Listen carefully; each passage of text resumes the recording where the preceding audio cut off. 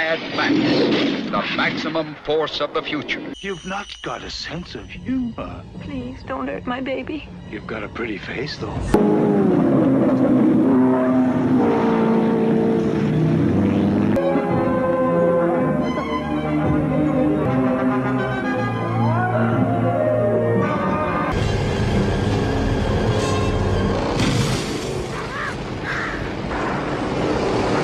Mongoose will not be defeated.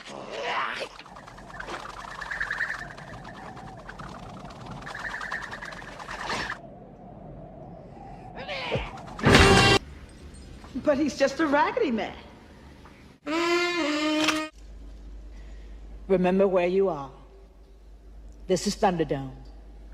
Death is listening. And we'll take the first man that screams. My name is Max.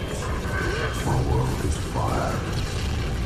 I salute my Imperator Furiosa. And I salute my half-life cowboys.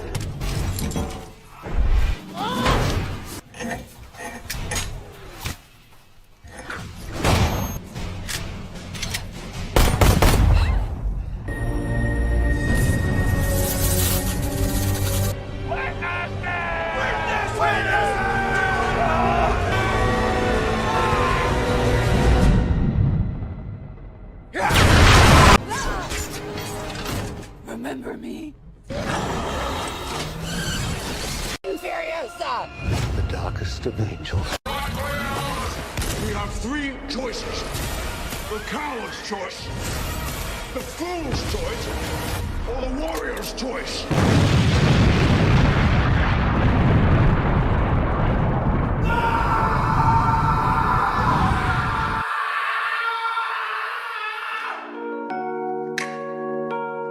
I mean, where the should I really even start? I got those that I'm keeping in the dark. I got niggas across the street living large.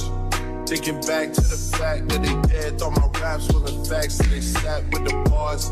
I got two phones, one need a charge.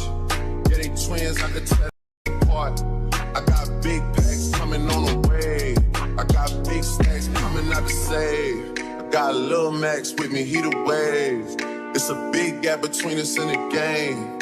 In the next life, I'm trying to stay paid. When I die, I put my money in the grave. When I die, I put my money in the grave. I really gotta put a couple in their place. Really just slapped every day in a race. I really might tap this on my face. Lil CC, let it slap with the bass. I used to save with a mask in a cave. Now I'm like, nah, love, I'm good, go away. Hello, hello, hello, hello. How is everybody doing? Welcome to this good old Mad Max Live, y'all. I hope everybody is coming in and feeling good. Hopefully everybody that is here has had the chance to see Furiosa. Though this live is more so geared towards Furiosa, I didn't feel like we could do that film justice in discussing it and not talk about all of the other films in the trilogy. But if you are just getting in here, remember to show love, hit the like button, not just on my platform, but on all the platforms that we are streaming from, myself and my guest included. But you guys know how I am. I am not one at all to waste any time. I'm going to bring the folks out because y'all not just here to see me. I got some men's here. I'm excited. I got some men's here, y'all. I have an all male panel. I'm so proud of myself. Look at the growth. Now, of course, I have to bring the OG out first. Goated first. Just hit 50K first. Really, really proud of him and all of the accomplishments that he has made so far.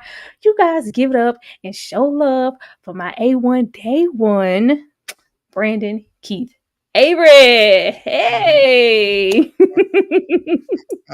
Thank you so much for that warm welcome. I appreciate it.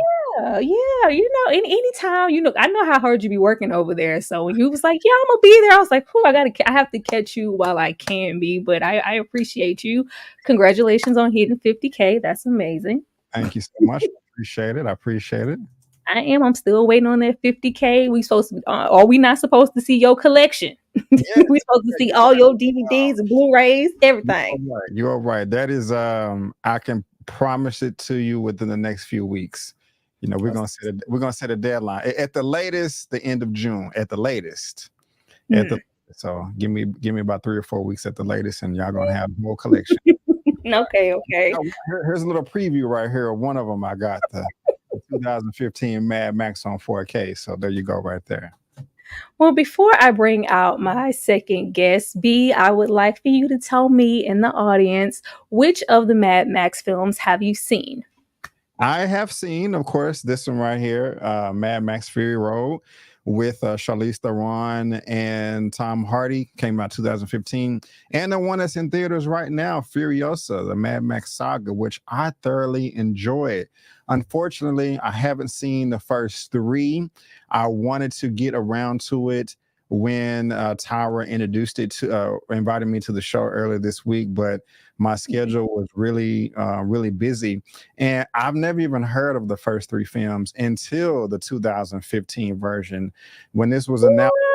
Like, what is the big deal? All these people are so excited about this new Mad Max movie. What is all the hype about? And I found out that this was a franchise that came out before I was born, but I never took the time to go back. So I've seen the last 2, not the first 3, but me joining your live panel today, hopefully you guys can get me excited enough to go back and revisit it. And I think I'm gonna feel that way by the end of this. So, Yeah, that's the plan. That's the plan B. Me, myself, like I've always been a fan. I'm an action girl. I don't do a lot of it on the channel because I know what y'all want to see. But deep down, I love me some good action. And as far as trilogies or just movies that like, it's this franchise, it's the Terminator franchise, the Alien franchise, and Kill Bill. That's my top right there. So I have seen and have loved all of these films for a very long time. So when I saw that Furiosa in them was popping out and we had a new Max, it was like, I wonder where they're going to go with this. And it was just absolutely amazing. But I have seen all films. But of course, once again, I am not here by myself. I got some mazes here, y'all. I'm excited. D has been holding me down for a minute. He has been a massive, support in my journey. I am so happy to have him here, and I am so interested to know what he thinks about this film. I have not watched anybody reviews or anything to know what they feel like, but I'm going to go ahead and bring him out, the man with the plan and everything. If you're looking for that Bridgerton, I'm gonna tell y'all to go over there because he be getting it done. all of those good shows and everything theater and etc. D is always on top of it. Coming to the stage, Mr. D Movie Man. Hey D. Hey everybody. Thank you so much for having me, Tyra. It's always a good time on camera and off. And Yes. definitely excited to chat with you once again. Absolutely. D, how many of these Mad Max movies have you actually seen? So I've technically seen all of them. I've seen the first Mad Max, I've seen Road Warrior. Thunderdome is where it gets dicey because I was struggling with Thunderdome, and I've seen it, but I haven't seen it. Like I haven't seen it in its full summation, but I've seen it. And then I saw Fury Road, not necessarily in that order, but I also saw Fury Road and then now Furiosa. So I've technically seen all, but Thunderdome is the only thing I'm missing probably some additional context on. Absolutely. I'm here for that, and I'm a second that motion for Thunderdome. it gets a little cute and a little tricky around the time we get to the 3rd installment, but this is one of the film franchises that I can rely on to just really have consistent movies all the way through. Even though Thunderdome is a little iffy, it's still a pretty decent film. But not y'all coming with the super chat. Y'all know how I feel about super chat love. Thank you so much, my sweet perspective, for the $9.99. I know that's going to be amazing. We appreciate all you do, Tyra. You know I love you, Ashley. Thank you so much. Thank you so much for the love. And y'all go check out my sweet perspective also. Once again, my family is showing up with love. You guys already know how it goes. Y'all know my slides already, all my good things already. So if you do want your comment prioritized, attach $1 to it, honey. Keep it cute. Keep it cute. King Nikki TV is in the house with the $5 super chat. Love Fury Road. They should have never cast Anya Taylor-Joy to follow up Charlize Theron. They set not that little girl, Nikki, that little girl up for failure and ridicule. Y'all check Nikki's channel and you want pure unadulterated honesty. She always gonna serve it up. Thank you so much, Nikki. Shout out to the little girl. Now you guys, we are waiting on Paulie from the Latino Slant, so we will greet him with warm welcomes whenever he decides to get here. It may be backtrack as little as we can to include him on anything that he may have missed. But we are not going to waste any time. We are going to move all the way into what we came here to talk about because I'm excited. I have never been able to talk about this franchise with anybody. I was so surprised at how many people that just had not seen it. Now, this question, like low key, pretty much answers itself really easily, especially for B. Of course, all of these films are directed, in company. Oh, he is in the house. He said, I ain't missing nothing. Y'all, I got to take this off. My man's is here. My man's is here. Paulie said, you said what? Somebody said my name? Coming all the way from the Latino Slant, where all things are Latina and more. Show some love to the man with the best mustache and all the best hats in his collection. Paulie is in the house. Paulie, are you ready to come on in? Big cock the hat. It's muted, Paulie.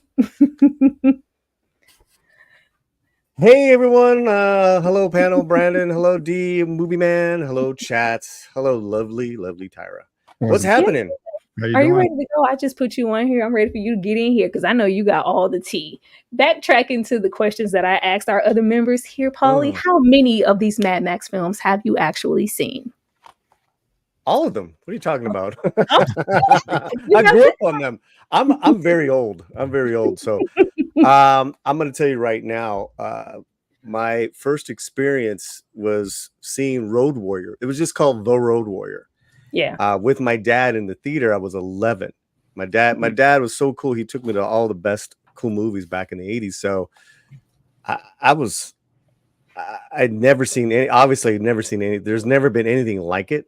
And that's why it's so seminal. And then moving forward, we were like, oh wait, this is there's another one. And so that Mad Max at that time had an American dub on it. I don't know if you've ever seen it with the American dub. And I've seen it with its Australian language, like it's Australian accents. I prefer the Australian. Totally different films, but yeah, no, I talk about the Tina Turner one. We talk about Fury Road, and then this latest one. Oh boy. Oh man, hold it, Paulie, hold it. Yes, oh boy is definitely a good word for this latest one, and I cannot wait to hear what you guys have to say. But I've always loved the fact that all of the films in the franchise has always been really contained. Nobody has stepped in or down to write on the script or direct the film. It's all been George Miller. D, I'm going to come to you first. Which one of these is the favorite, and which one is your least favorite out of the franchise? Oh, that's hard because it's a toss-up probably between Road Warrior and Fury Road. I'd probably give a slight edge to Fury Road just because it's the film that brought me, that was my introduction to the franchise. It was such a visceral, thrilling, unexpected experience because going in, I love that. I have a thing about trailers, and I think that first, I don't know if it was the Comic-Con trailer, but the trailer for Fury Road, when trailers are well made, they stick with me, and sometimes they can be my reason for seeing certain films. But I still was like, okay, all I see is cars, driving, oil, sand. Yeah, so we'll see. But walking into that theater, I was not prepared, and when it was over, I was honestly blown away. So I would have to say that definitely stands out. Even though Road Warrior is very close, but I have to give it to Fury Road. And your least favorite here? Well, it'd probably be the one that I couldn't bring myself to finish, which is Thunderdome. Oh, well, you know what? No. Technically, it would be Thunderdome, but I will give Thunderdome credit for at least having Tina Turner in it as an entity, because the first Mad Max, I got screwed over watching that one, and it was so not what I expected, especially after Fury Road. And I understand I'm not expecting it to reach that level, but what I was expecting from Mad Max, and after seeing that, was not what I expected. And then the synopsis and what I was led to believe about it, it kind of ruined the experience. So probably have to give it to the first Mad Max, unfortunately. Oh, wow. I think he threw it down. Okay. I've never met anybody who has seen these in order. Like, the first one I seen was in 1970. Everybody's kind of seen them out of order. I know for myself, my least favorite at this moment is definitely going to be Furiosa. My favorite one, just because it was my introduction into the franchise, is The Road Warrior. That's my favorite. B, I'm gonna come to you so you can, I guess, tell us, your feelings between Fury Road and Furiosa. You muted me. There we go. I'm tripping. Yeah, I will go ahead and say Furiosa, kind of like you, is my favorite, the one that's in theaters right now. I had high expectations going in just from the second time I saw Fury Road from 2015 and all the buzz that I heard from people that saw the film super duper early. I was able to see it in one of those premium theaters. It wasn't IMAX or anything, but it was one of the AMC Prime theaters, and I was really blown away from the sound. Pretty much everything. Furiosa was one of the better films that I've seen this year in 2024. The only thing that's beating it right now or in close competition is Dune 2 and also the Kingdom of the Planet of the Apes movie. But I was smiling from ear to ear with this film from across the board with the sound design, the shots, the close-ups, the cinematography and just how detailed everything was and the way all the action was choreographed. Like, in Furiosa, that 15-20 minute action scene in the middle. Yeah. Seriously? Like it took them, I think, like 200 days or 200 people over like a month and a half just to film that one scene. And I was just looking to my left and right in the theater just with excitement because I wanted to geek out with the people that was right next to me without disturbing them at the same time. I did disturb somebody to my right, but I knew him personally, so it was all good. But man, the only thing I didn't like about it was the ending. The third act kind of slowed down for me, and we can possibly get into that later. But the first one, or not the first one, this last one, Furiosa, was my favorite. And since I've only seen the other one, Mad Max, I guess that's my least favorite, which I have right here. The first time I saw it in theaters, I did not like it until maybe the third act. I just didn't know what was going on. I didn't understand. I'm trying to contain myself. You better stop. I remember in the theater just like, man, this is so hyped up. I mean, what a panel. What a panel. This is not for me. People are just running around, lack of water and gas. The picture's going crazy. But I mean, this came out years ago, so we can talk spoilers, I guess. But I think it was when it was revealed that the women were in the car or something. I was like, oh, that's the point. And it kind of won me over. But the second time I saw it, I ended up liking it much better than the first time. So I'm not saying that it's a bad film. I guess I just didn't know what was going on, or I was sleepy or something the first time around. Still a great film, but it's my least favorite out of the two.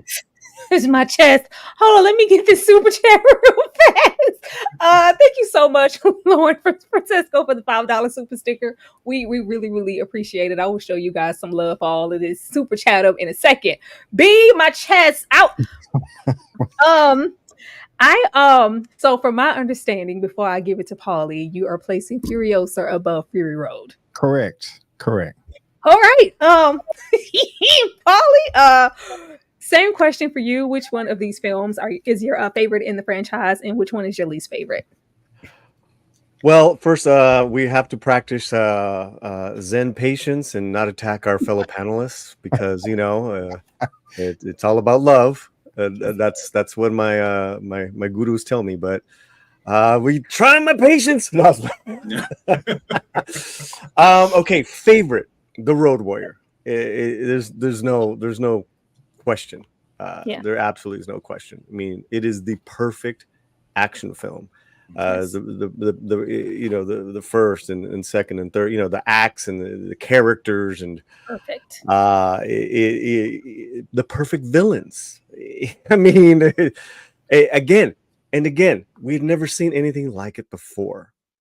Sure, Fury Road is beautiful. It's wonderful. It's great, but we've seen it before, and from the same filmmaker.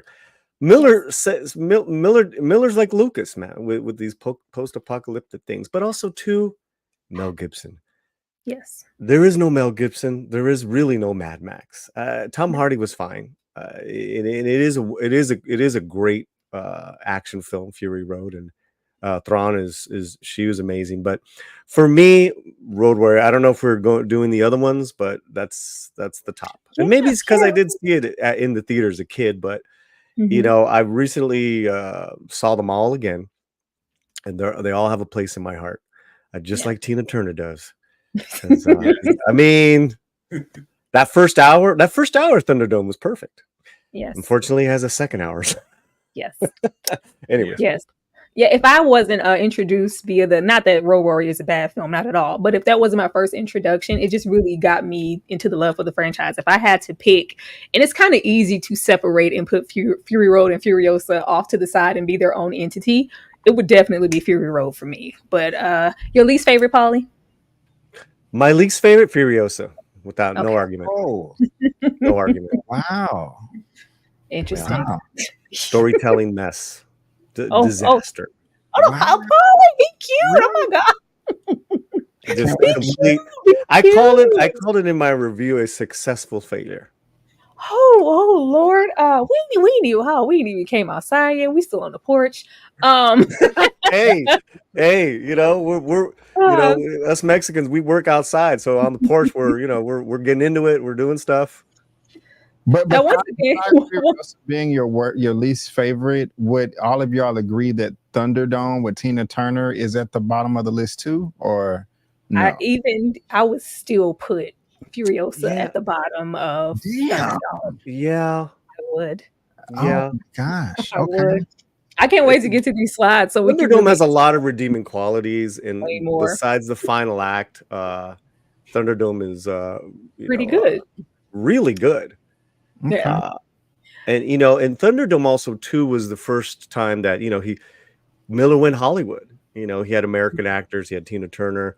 Up until then, all his films were very Aussie bound. Yeah. And then he went on to have a successful, Happy Feet and Babe. So but yeah, beyond Thunderdome, I mean, just the whole idea of fighting in Thunderdome. I mean. So yeah, Furiosa. Okay, I'm gonna stop. This ain't my stream. I'm gonna stop. No, go ahead and save it, Paulie.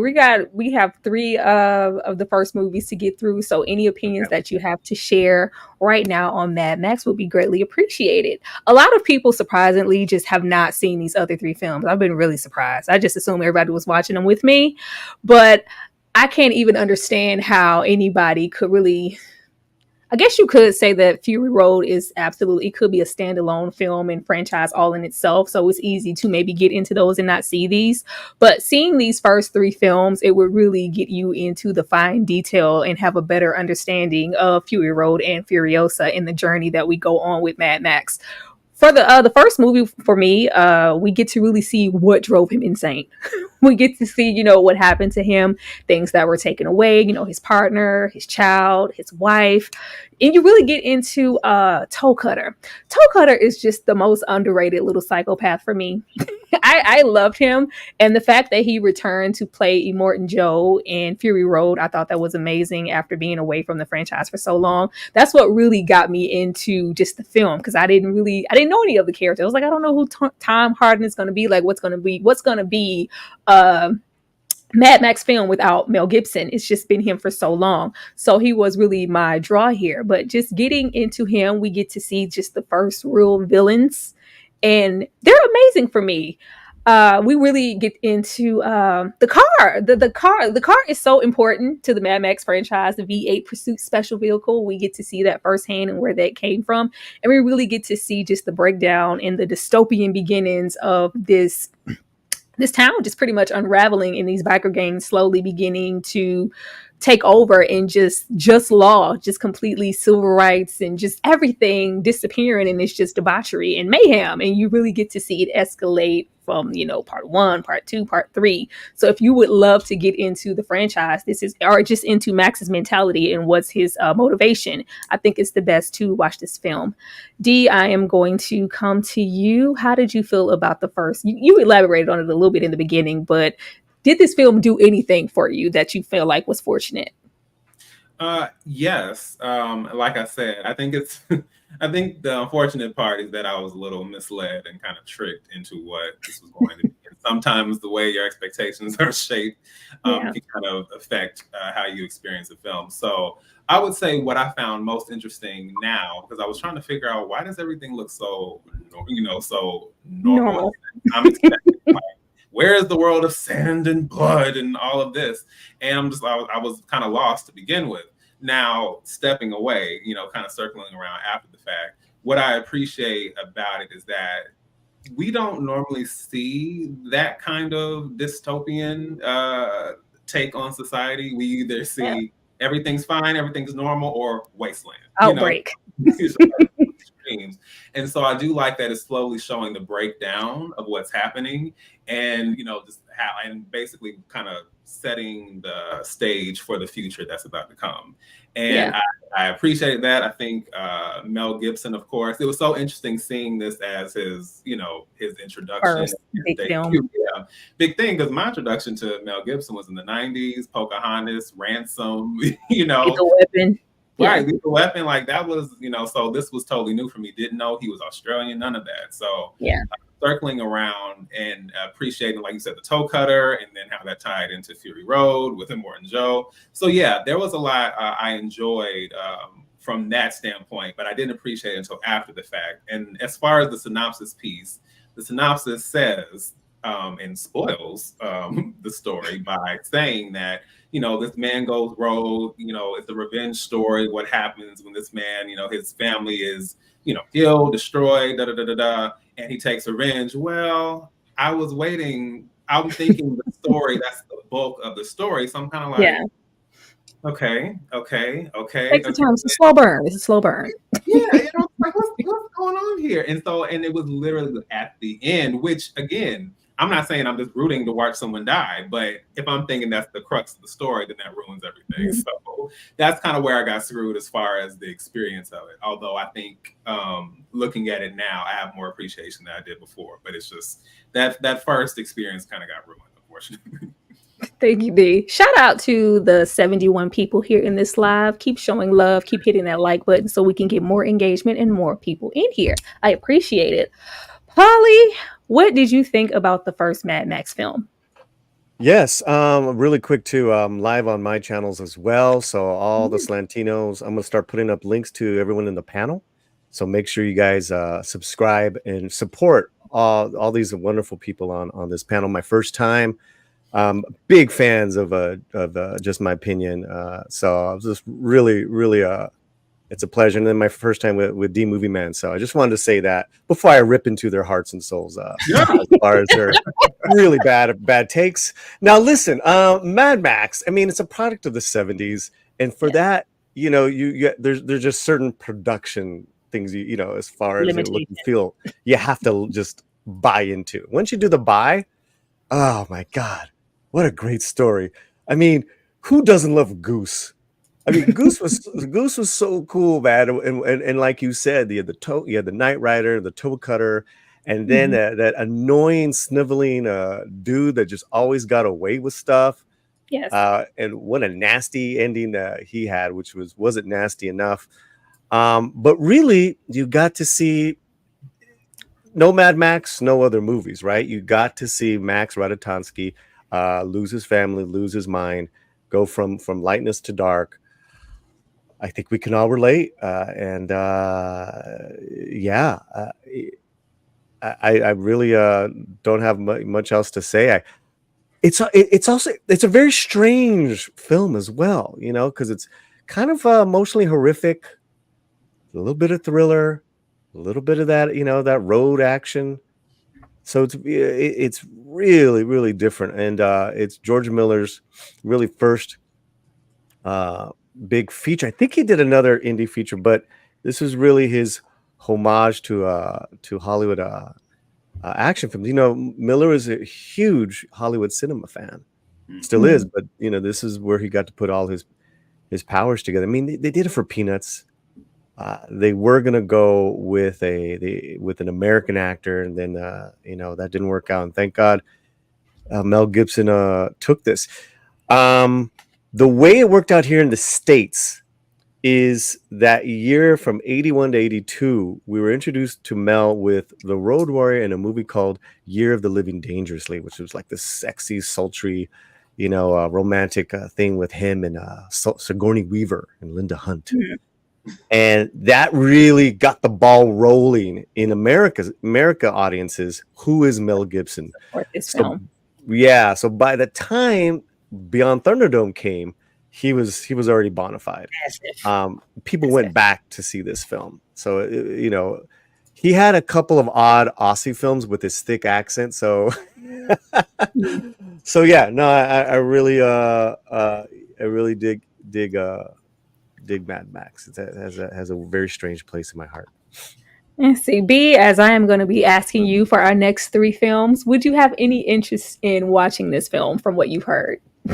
Definitely, based off everything you guys have said and these wonderful slides you have, because watching the 2 that I've seen, it's just a fight for resources and power. But I've always been interested in, okay, how did this start? What was the beginning? Are the first 3 films just a repeat version of the last 2, but just in a different location?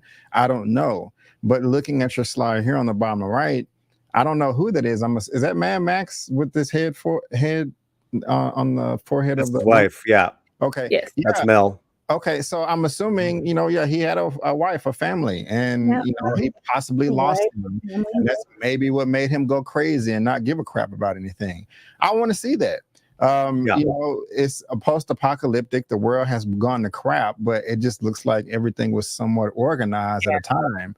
You have this one woman right here with a baby, scared out of her life with bikers behind her. So I'm like, are they gonna kill the baby? Or are they gonna how ruthless are these people? And so as hell. As hell. I mean, in the ones I've seen, so I'm really interested now to see how all this kind of pops up. I think it's worth it, B, because this is just right beyond him. Everybody just pretty much going rogue. Mad Max is a part of the last living set of minuscule law enforcement that is in the city. It's him, and they're draped in leather, but they are, pretty much the police, and it's just descending to, we're about to be just as lawless as the criminals because you have to meet them where they are. It's just a terrible situation. You just see the descent about to happen. Cool. Go ahead, Paulie, before I go to the next slide. Really fast. George Miller was inspired by, there was like a 10-day embargo, an oil shortage in Australia of oil, and people lost their minds. So he's like, well, if it was just 10 days, what happened? What would be like 10 years, 30 days, 60 days. So that was the start of this, which I thought was really cool. I think that's all I ever know. Mm-hmm. Yeah, just the road, the collisions. It's just the start of not only just the fight for resources, but the main thing was oil and gas. And you would have these people, these biker gangs, they're just beating up and killing people to steal their gas. It's terrible. Drug paid the extras in beer in the first film. I thought that was interesting. Yes. Thank you, King Nikki, for the $5. Once again, Fury Road is one of my favorite action movies of all time. That movie is amazing from top to bottom. I had no interest in Anya Taylor-Joy in the franchise. You ain't gonna let her live, Nikki. Thank you so much, Nikki, for the $5 super chat. Oh, Nikki said absolutely not. But yes, getting into my favorite, because this was my introduction, I was like, I'm watching every single one of them moving forward because it has one of the best chase action scenes, period, to me. Humongous Gang, Lord and West, Gyro Captain, Pharaoh Kid, Oil Compound. I love this movie. I feel like this is where everything really came together. And I feel like as far as Furiosa and really Fury Road, I think the footing, like the layer of footing of Fury Road, or just the legs of it, the bare bones of it, came mostly from part 2. You see the most similarities, in my opinion, between this one and Fury Road. I love the little BDSM freak nasty leather gang. I love that. I love, all of the homoerotic type of undertones with the gang, and all of the barbaric behavior. And I love the oil compound with these group of people still trying to pretty much hold on to civilization. I love the gyro captain, but this is just pretty much Max leaving salvation completely and trying to avoid all human interaction overall because he's lost so much. And it's the push and pull between if he's willing to sacrifice for someone else and him be who we know him to be, just straight up a lone wolf.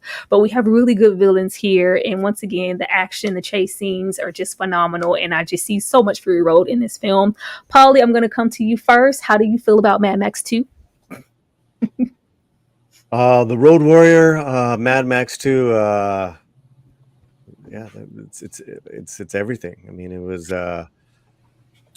it has such a strong identity, right, with each character and relationships, and where they're so well done, they're so well written. The Gyro Captain is so memorable. Yeah. I mean, Bruce Spence was in Thunderdome as well, but I mean, in humor, in odd places. I mean, yeah, and I mean, humongous. These guys were sexy and just Where? out of their minds, sexy. Polly, where were they sexy? Listen, man, Vernon Wells comes rolling up with his boyfriend on the motorcycle. I mean, that was pretty risque in 81, man. I was just like, whoa, is that a dude? Is that a chick? What's going on?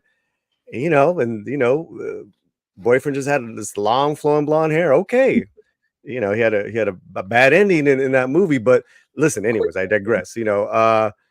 And then the people from the oil rig town, right? The people that want to have this plan.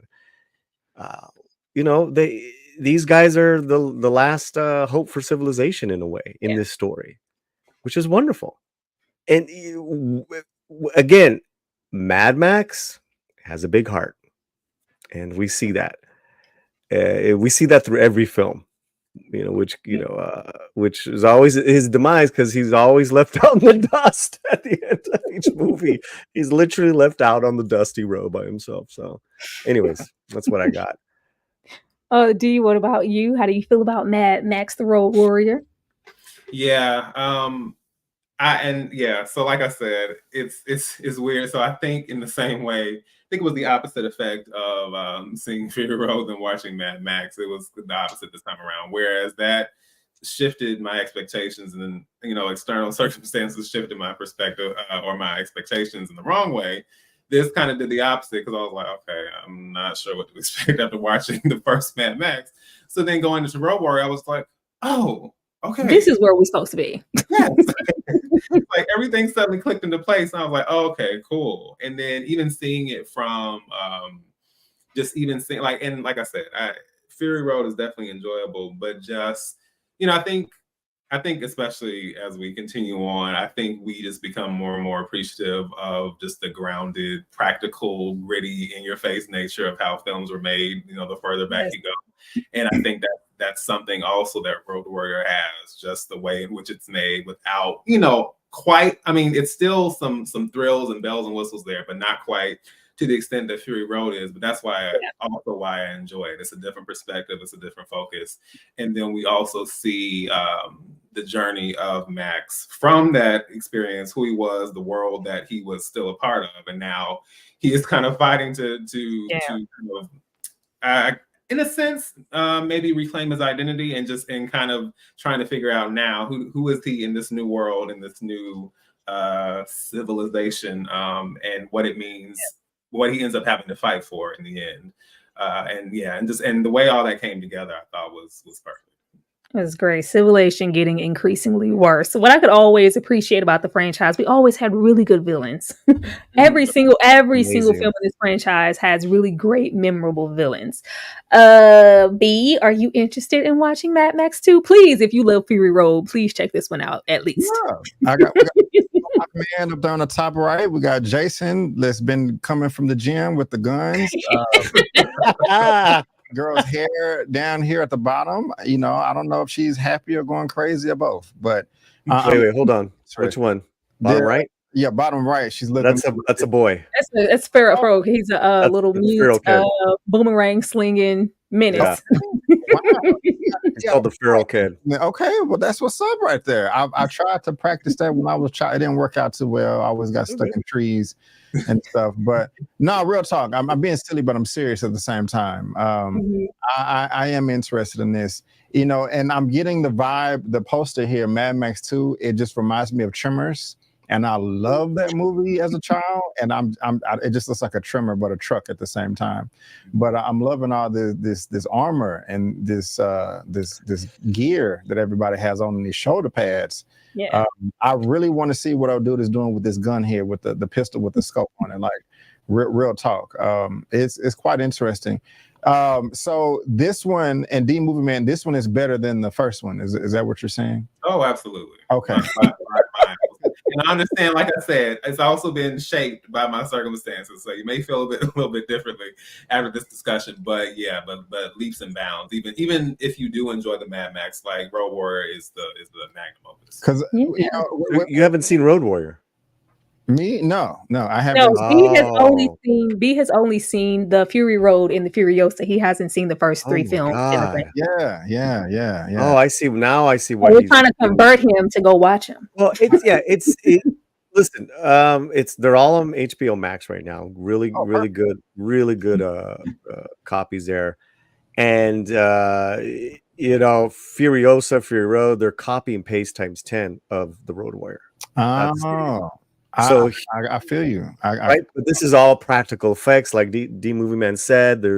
It's all practical effects. Everything. This is the first time we get anything resembling like the gangs having distinctive looks of their own. The oil rigs. The cars being distinctively with all the bells and whistles on. This is the first time we see any of that, or just something like the gas towns or the compounds, and people still trying to hold on to certain qualities of civilization before it's just completely gone, or any semblance of anything before it disappears and disintegrates further and further into the franchise. Let me read this super chat. Anything else, Paulie? Go ahead. No, you said it really good. I mean, and it's also the first time when you're referencing where they're at in the wasteland, which is like that secluded middle section of Australia. Pretty desolate. Yeah, yes. Fantastic. Two things real quick. I have heard, commenting on what you said, D Movie Man, I have heard from a lot of people that the first one is kind of hard to get through, but part 2 is much better. And Paula, you saying that everything in the first 3 is practical. Is there really is there a bunch of CG in the last 2, Fury Road and Furiosa? Furiosa was CG bound. What you talking about? Okay. Well, CG and volume. The volume, you know, like you could tell. Okay. You know, I did commend Fury Road was a lot more intertwined with practical. Very well. Great. That's why it won so many awards. Yeah, I mean, I can see why you feel that way. You know, it's amazing. Okay. That was amazing. Thank you, Kay, from the fifth wall with the super chat. I ain't gonna hold you, but I love seeing people of color talk about apocalyptic films. Thank you so much, Kay. We love it too. We representing all of the. We got all the colors on this panel. That's absolutely wonderful. Thank you, Kay, for the $4.99 super chat. I appreciate it. We got one more down here at the bottom. We have a super sticker. Oh, how do I say that? In Polly? What's up? What? Okay. I'm Josie. Thank you so much for the Josie. Gracias. Thank you so much for the $1.49 and the super sticker. We absolutely appreciate it. But yes, moving on to Thunderdome. Really quick, I had a super chat on my side. Did you, Polly? Let me go on down here. The comments are flowing in. I love it. Oh, go ahead, Polly. Graph Web for $2 said for F's sake, hashtag cancel Disney Plus. Thank you, Graph Web. That's his tag. He always says that. This is calls like what's going on? Why are we canceling Disney Plus? I want to know. Yeah, I mean, I canceled it last year, so but that's a different conversation. Thank you for the $2. Thank you so much for the soup, child. I'm gonna show y'all some love right after we talk about Mad Max Thunderdome because I don't feel like there's a whole lot to say. But here we do get the lovely Tina Turner here once again. The budget was budgeting for this one. Of course, there was an increase. We went really Hollywood with this one, as Paulie said, and we were incorporating big stars like Miss Tina Turner in the lead here, who did really, really well in this film. But we get Bartertown, Master Blaster, who is extremely memorable, Angry Anderson, the Thunderdome, Spin the Wheel, Planet Earth children. That's where it loses me when we get to them Planet Earth children. D, any kind words at all for the Thunderdome situation? Entity, Tina Turner. That was it for me. Ironically enough, although I was not familiar with this franchise, my I've said this before, but my introduction to YouTube, I used to watch all kinds of videos, and I would have friends that did stuff in with like vlogs. They did beauty stuff, all kinds of things. And I had one friend who had done a cosplay of Entity, and did this whole kind of backstory in this thing where you saw her putting it together and she had the look. And I thought it was cool, but I don't think I made the connection to what it was. I'm sure she had said it was Mad Max and blah, blah, blah, blah, blah. But it didn't, I was like, okay, cool. This is a cool cosplay. And she had done so many other ones. And then, of course, years after the fact, circling back around, I was just like, here it is. Makes perfect sense. So yes, so I would say that was really my main draw. I was kind of hopeful after Road Warrior, but it was just like, okay. And the thing is, I've also said this before, I don't know why. It's like some kind of built-in system in my body. But if a film is bad enough after a certain point, my brain will just say go to sleep, save yourself from this. And it happened multiple times. I literally had a late fine. This was a while ago, but I literally had a late fine bringing this back to Blockbuster because I kept trying to make myself watch it and I never finished. Ooh, is that bad? I mean, I could understand that, D, because I think everybody equates this film to, this is the inspiration for the California Love video, because that's what everybody connects it to, and Tupac and the look and Dr. Dre and the Thunderdome. But other than that, I don't see a lot of people show a lot of love for this film outside of Tina Turner, and it is the weakest per se for me in the trilogy of them, because I do enjoy Mad Max, I do. But Paulie, anything good to say about Master Blaster in them? Yeah, like I said, I think the premise and the setup was really cool. The characters, I love Master Blaster. I love fighting in the Thunderdome. Listen, this is mid 80s, so you had Hollywood, you had music, you had fashion. For better or for worse, all meeting up in in a Australian apocalyptic world, which was wild. This movie's just visually just wild. I love the way this one looks. For the most part, this is the first time we get a town or a city, and there's really distinction in looks. I love this one for that. I think this last hour of the film just drops off. It's kind of silly. Yeah. And we hadn't gotten vulnerable, and Max fighting for those that can't defend themselves, so to speak, before, but here it just got a little too Disney. Yes, it's the Planet Earth kids. It's the once we get to the Planet Earth children, and them believing him to be the captain and the whole thing, it gets really Hook, Peter Pan, Disney. It does, and it's a disconnect there. But B, I do still recommend if you check out the first hour or so. I love Master Blaster in the concept of the pig slot. I ain't gonna say the ish word, but the them using the pig stuff to create the oil and the Methane. whole thing. Yes, just the whole thing with Master Blaster and him being the head and Master being the body and the takedown of that and on Entity having her own ulterior motives and her henchmen. The beginning and the very, very end, I can do with. The middle and the Planet Earth children, I can do without. B, anything on this film? The name Master Blaster has my mind puzzling on what that means exactly. And your facial expressions is, I think I have an answer or an idea. But before we started the live, I was, trying to look up some stuff, and I was like, oh, Tina Turner is in this film. I want to see the movie now. But to be honest with you, after seeing you guys's, opinion on this and the images you have, I would say it's my least interesting. Now, Fair enough. It doesn't seem that visually appealing to me. And you guys are just not that enthused. I mean, everybody looked like a badass in the last few images. Yes. But I don't know what the guy in the middle is doing. He looks confused. I'm not really feeling the crossbow gun that Tina Turner has, if that's her. That guy had a pistol with a scope on it, and she has a dart. And I don't know. That looks like Penguin in the top, in the middle there.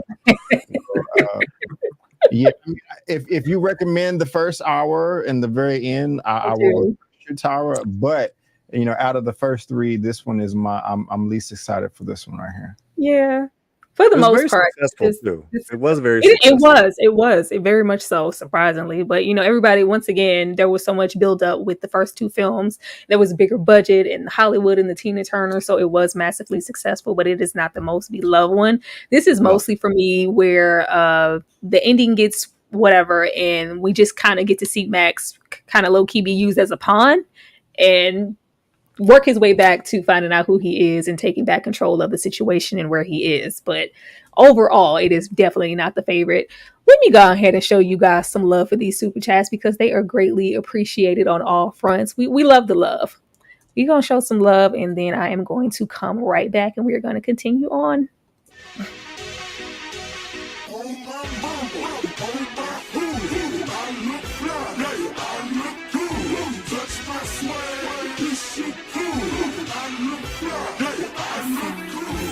They say she get it from her mama. I'ma say right, body Buddhist, polite. Don't be in the humble type. Tell me, is you down? Cause I'm trying to go up tonight. Whom she's left or right. I just wanna live in a fantasy. You think we deserve it right? Top of the memory I've ever made in my life. Permanent ecstasy. The ladies is pimps tonight.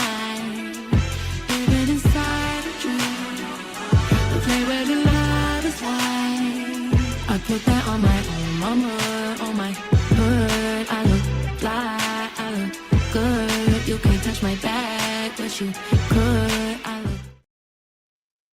Because she got it from my mama. I love it, ma'am. I love it. Thank you. You don't have to find my own little individual ways to show you guys some love. Once again, support us on all four of these platforms. Shout out to the 100 people here in this live. We appreciate it. Keep hitting that like button and keep showing up in these comments. Getting on to where B is familiar because I'm going to come to him first. I am going to come to him first. We are brought to Fury Road.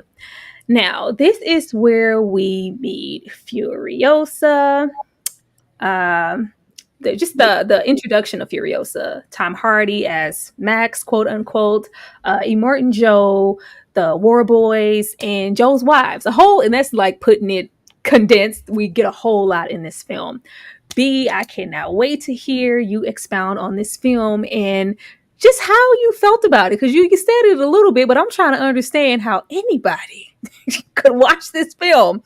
I don't care if I watched this from the middle or I caught it in the beginning or just the ass end. I would have been amazed on sight. B, please elaborate on Mad Max Fury Road and your feelings for it.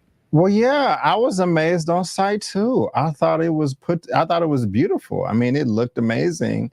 at the time I saw it, it was the first time for me seeing anything like this before.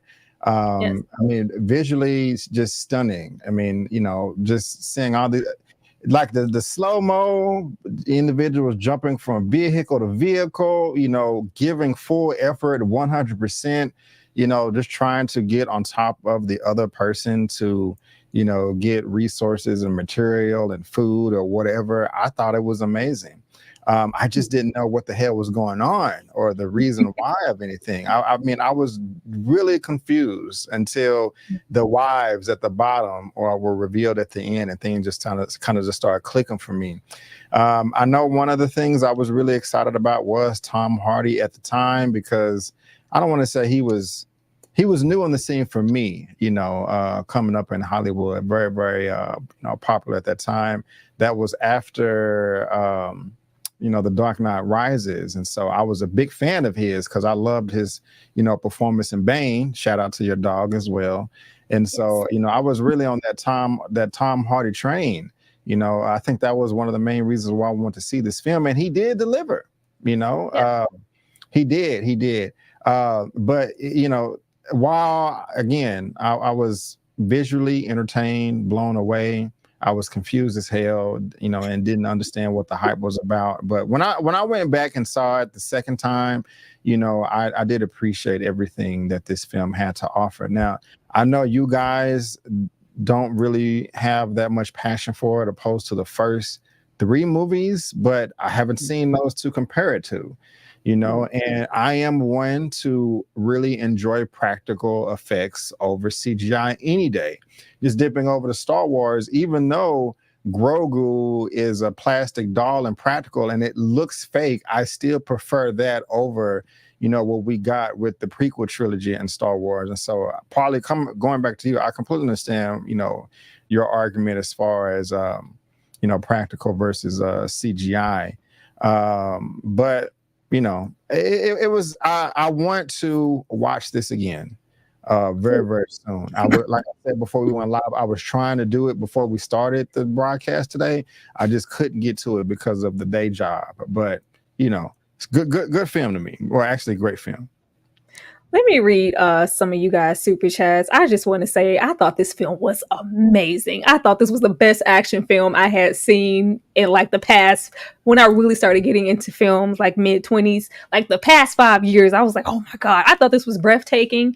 I love the way, more than anything, I love the way that this movie made room for both Max and Furiosa.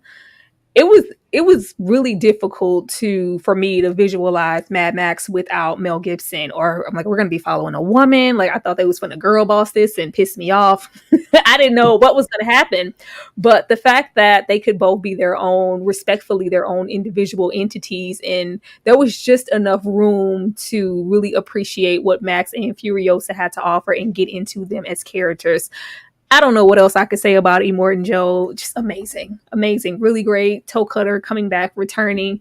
It was just phenomenal. Really unfortunate that, he passed and he was not able to return for Furiosa. But to come back and have such an impact so far removed from that trilogy and be so captivating, I have still, up until this day, I mean, Dune is Dune, because I could say I could compare it to something like Dune, but it's still not hitting me where this is, like visually and story wise. I just thought the concept was just absolutely amazing.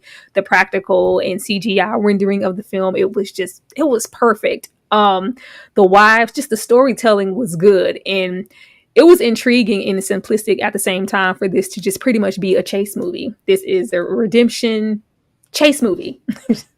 This is the bare bones of it. It really reminded me what I loved about action movies, because most of the movies I love are from the 80s anyway, and it was great. Like, I loved it. But let me read some of this and come on down there to you, Polly. Let's see, this is my favorite of the 3 original. This is probably back from that, and I'm going to assume that this is for part 2 and this was not for Thunderdome, because if it is, bless you.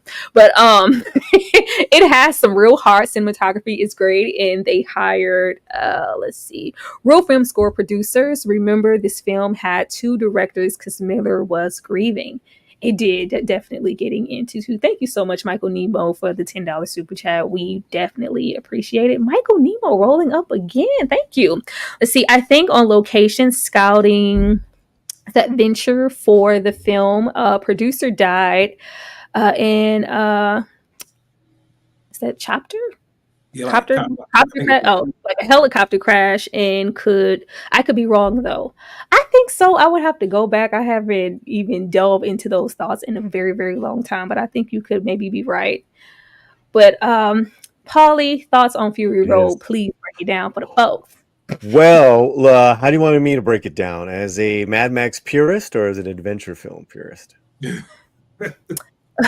Whichever one is gonna let us get to D, Polly, because you know, you said purist. That means death. Come on, Polly. Okay, with the positives here. Fantastic, good time, great filmmaking, cinematography, the colors, the going more into the wasteland, fun stuff. This cast, Nicholas Hoult. Oh my God. Zoe Kravitz, the other one who's in everything right now, Coing. What's her first name? Emily? I can't remember. The redhead. She's in everything right now, and they were very small roles. So hats off to the casting, obviously. And Charlize, it was riveting. I love watching her in this. I loved her in Atomic Blonde as well, and of course the villains were very exciting. This is a very simple story, which is fine. It's keeps you on your seat. Some of those scenes, some of those rides, especially riding along that sandstorm, was something else. Especially when I remember seeing it on the big screen for the first time. Here's my cons. This is not a Mad Max film. Even in this poster, it's her film. Yes. What this is, and this is not a negative. This is not a negative, right? This could be negative to some people, but I'm just saying this is the first successful feminist film that captured a mainstream audience. Feminist adventure action film. This is very much, and Miller said this is very much a feminist film, which is fine. Listen, I loved it. But you could say that in a lot of his films, he was dropping knowledge in all of these post-apocalyptic films, is that, men, ka-tunk, boom, bam, listen to the women, listen to your families, listen to the children.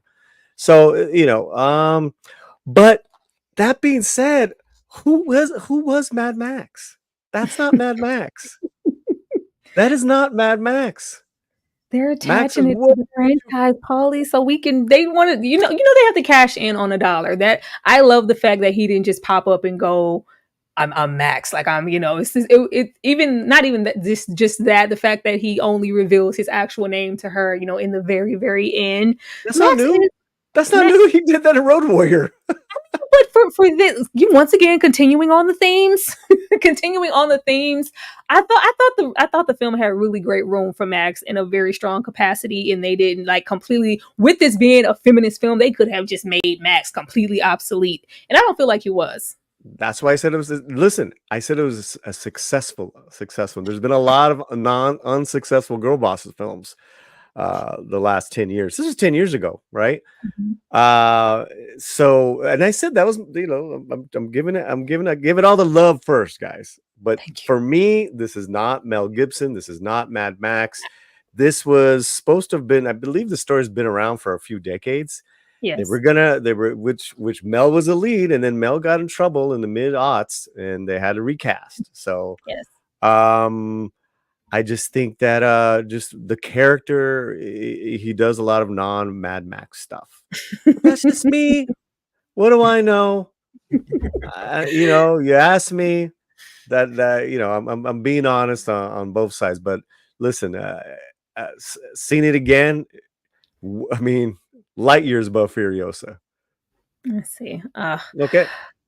Michael Nemo with the $2 super chat. I still say Mel should play Max. Sorry, not sorry.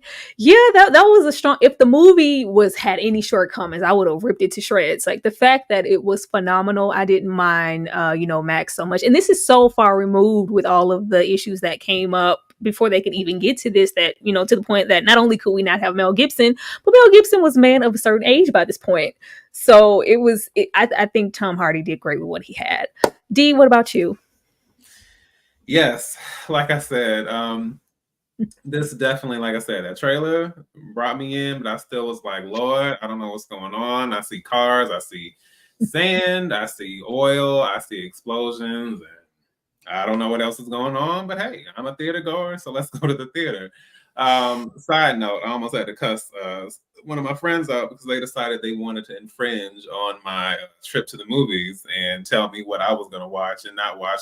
Why are you going to see that? Let's go see this. And I was like, So before this becomes a whole nother conversation, I'm just going to hang up and go watch this movie. So yes, Fury Road was, like I said, a very unexpected experience for me.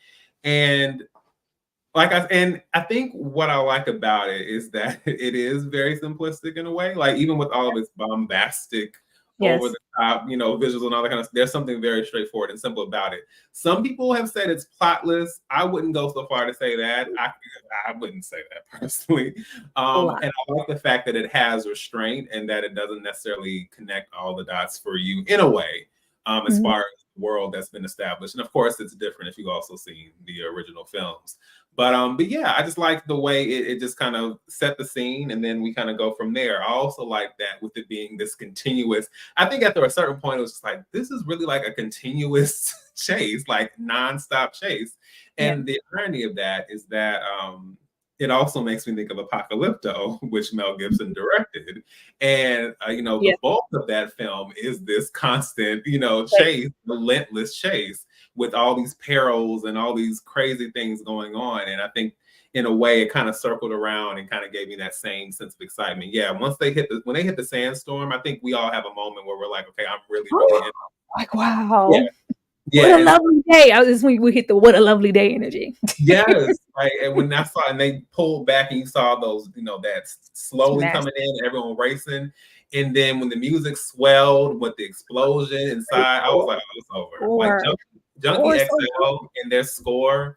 Yeah. So I was like, oh, I'm in this now. So I just think it did a lot for me, just on so many visceral levels. And yeah, it just found a way to stand out in the in the genre of action and maybe adventure to an extent, sci-fi, dystopian, you know, futures and things like that. But yeah, for me, it really stood out, and like I said, more so because I just thought it was going to be a mishmash of foolishness, and it was the complete It was not. Like, everybody, I just love the character development, and there was room for it. You didn't feel like it was running on too long. It just, like, us being able to get into, because I didn't go into this expecting to care for anybody's Warboy arc and him, you know, having a big revelation of what Immortan Joe really wants for them and why is he sacrificing himself and really sacrificing himself when it really, you know, witness me. Absolutely great. Absolutely spraying the joint on the mouth, screaming. It was epic for me. This was like I don't think I went to the movies in a long time and just felt that type of momentum in the theater. It was really, really great. Or even just Immortan Joe and his quest for the perfect child, or just, you know, one without any defects, and the wives. It was great. I can't think of one thing outside of what Paulie was saying. This is definitely not per se a Mad Max film. It's not, but the bare bones are there for it to still be in the same universe. So Correct. And right. And I wanted to say, like, that's not a bad thing. Yeah. Right. But obviously for Hollywood and to market it, you know, Mad Max Fury Road, where, you know, Fury Road, you know, Tales from the Wasteland, something like that, because they really got into a problem with that with Furiosa. Right on time. All right. Well, I'm probably going to skip this slide because I think we all know everybody's feelings at this point. I cannot wait for B to be up there fighting for his life. I don't think I've shared my thoughts on Furiosa distinctively, but I did say it was my least favorite. I'm not going to just share too many thoughts. I'm just going to say I was not impressed for right now. I was not at all impressed. And we're going to go on to the next slide. I was not impressed in the slightest. This one tried my patience. But what we learned, because we did learn I wanted so badly to have this slide say, because normally it'll be likes and dislikes, what I liked. I couldn't find anything to put there. I could not find anything to have a consistent list of things I really liked in this film. But we do learn things in this film. How Furiosa lost her arm. Why did she shave her head? How did Furiosa become in charge of the war rig at the Citadel? We learned some stuff. I'm going to go to what my issues were because I've been sitting on them this whole life. I couldn't stand this film. I could not stand this film, and I was so disappointed in every single aspect of it. There was potential here. I'll say this is a decent, halfway decent action film. When you put this next to something like Mad Max Fury Road, it just shrivels up into nothing. And I hate, as you know, Nikki said, that the little girl that they had this film to, follow up to that. But what ruined this film for me, and of course I have additional slides to, partake in this. Hold on. The prequel, no one asked for, 10 years too late. Underdeveloped character / script, same budget, more CGI, less practical effects, resulting in a lackluster wasteland. Pacing and momentum issues with a longer running time. Fury Road set a very high standard. B, I am going to come to you first because you really love this film, and I would really love to know why. Yeah, I disagree with your first bullet point and your fourth. Just because you didn't ask for it does not mean if it was executed accurately or not. There's a ton of films that I personally have never asked for, but that doesn't determine if it's good or bad. So, that's objective, and in my opinion. And let me correct myself. I said I disagree with your fourth bullet point. I actually do agree with you as far as the pacing and momentum issues with a longer runtime. This film did not drag for me. However, I cannot stand chapter breaks in movies. When it fades to black and it says chapter 1, chapter 2. That was the thing I did not like about this movie that I did say in my review. Is very jarring to me. It ruins the transition. So we do agree there. I actually can't argue with you about the CGI and less practical effects because I have no argument there because I haven't seen the first three to compare to.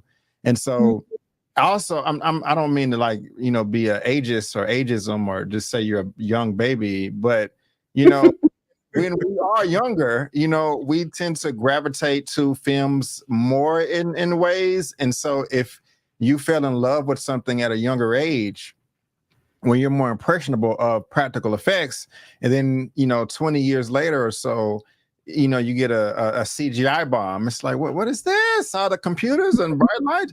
But me personally, I really enjoyed it. I could not tell that it was on volume or it was a CGI bomb fest. I'm pretty sure it was there, but what are you doing, Tara? Oh my God. I'm leaning back. But it was good to me.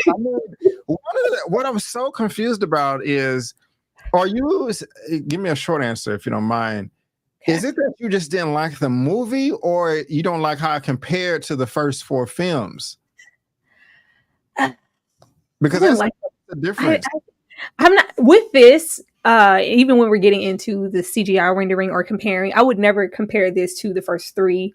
I put this in a separate category with Fury Road all on its own. The only thing I would ever compare it to is that, and it's very poor to me in comparison to that. This is a decent action film, but in this universe, for it to survive, I didn't care for it. I guess I just accepted it because for what it was an origin story for a supporting character in the whole franchise, Furiosa.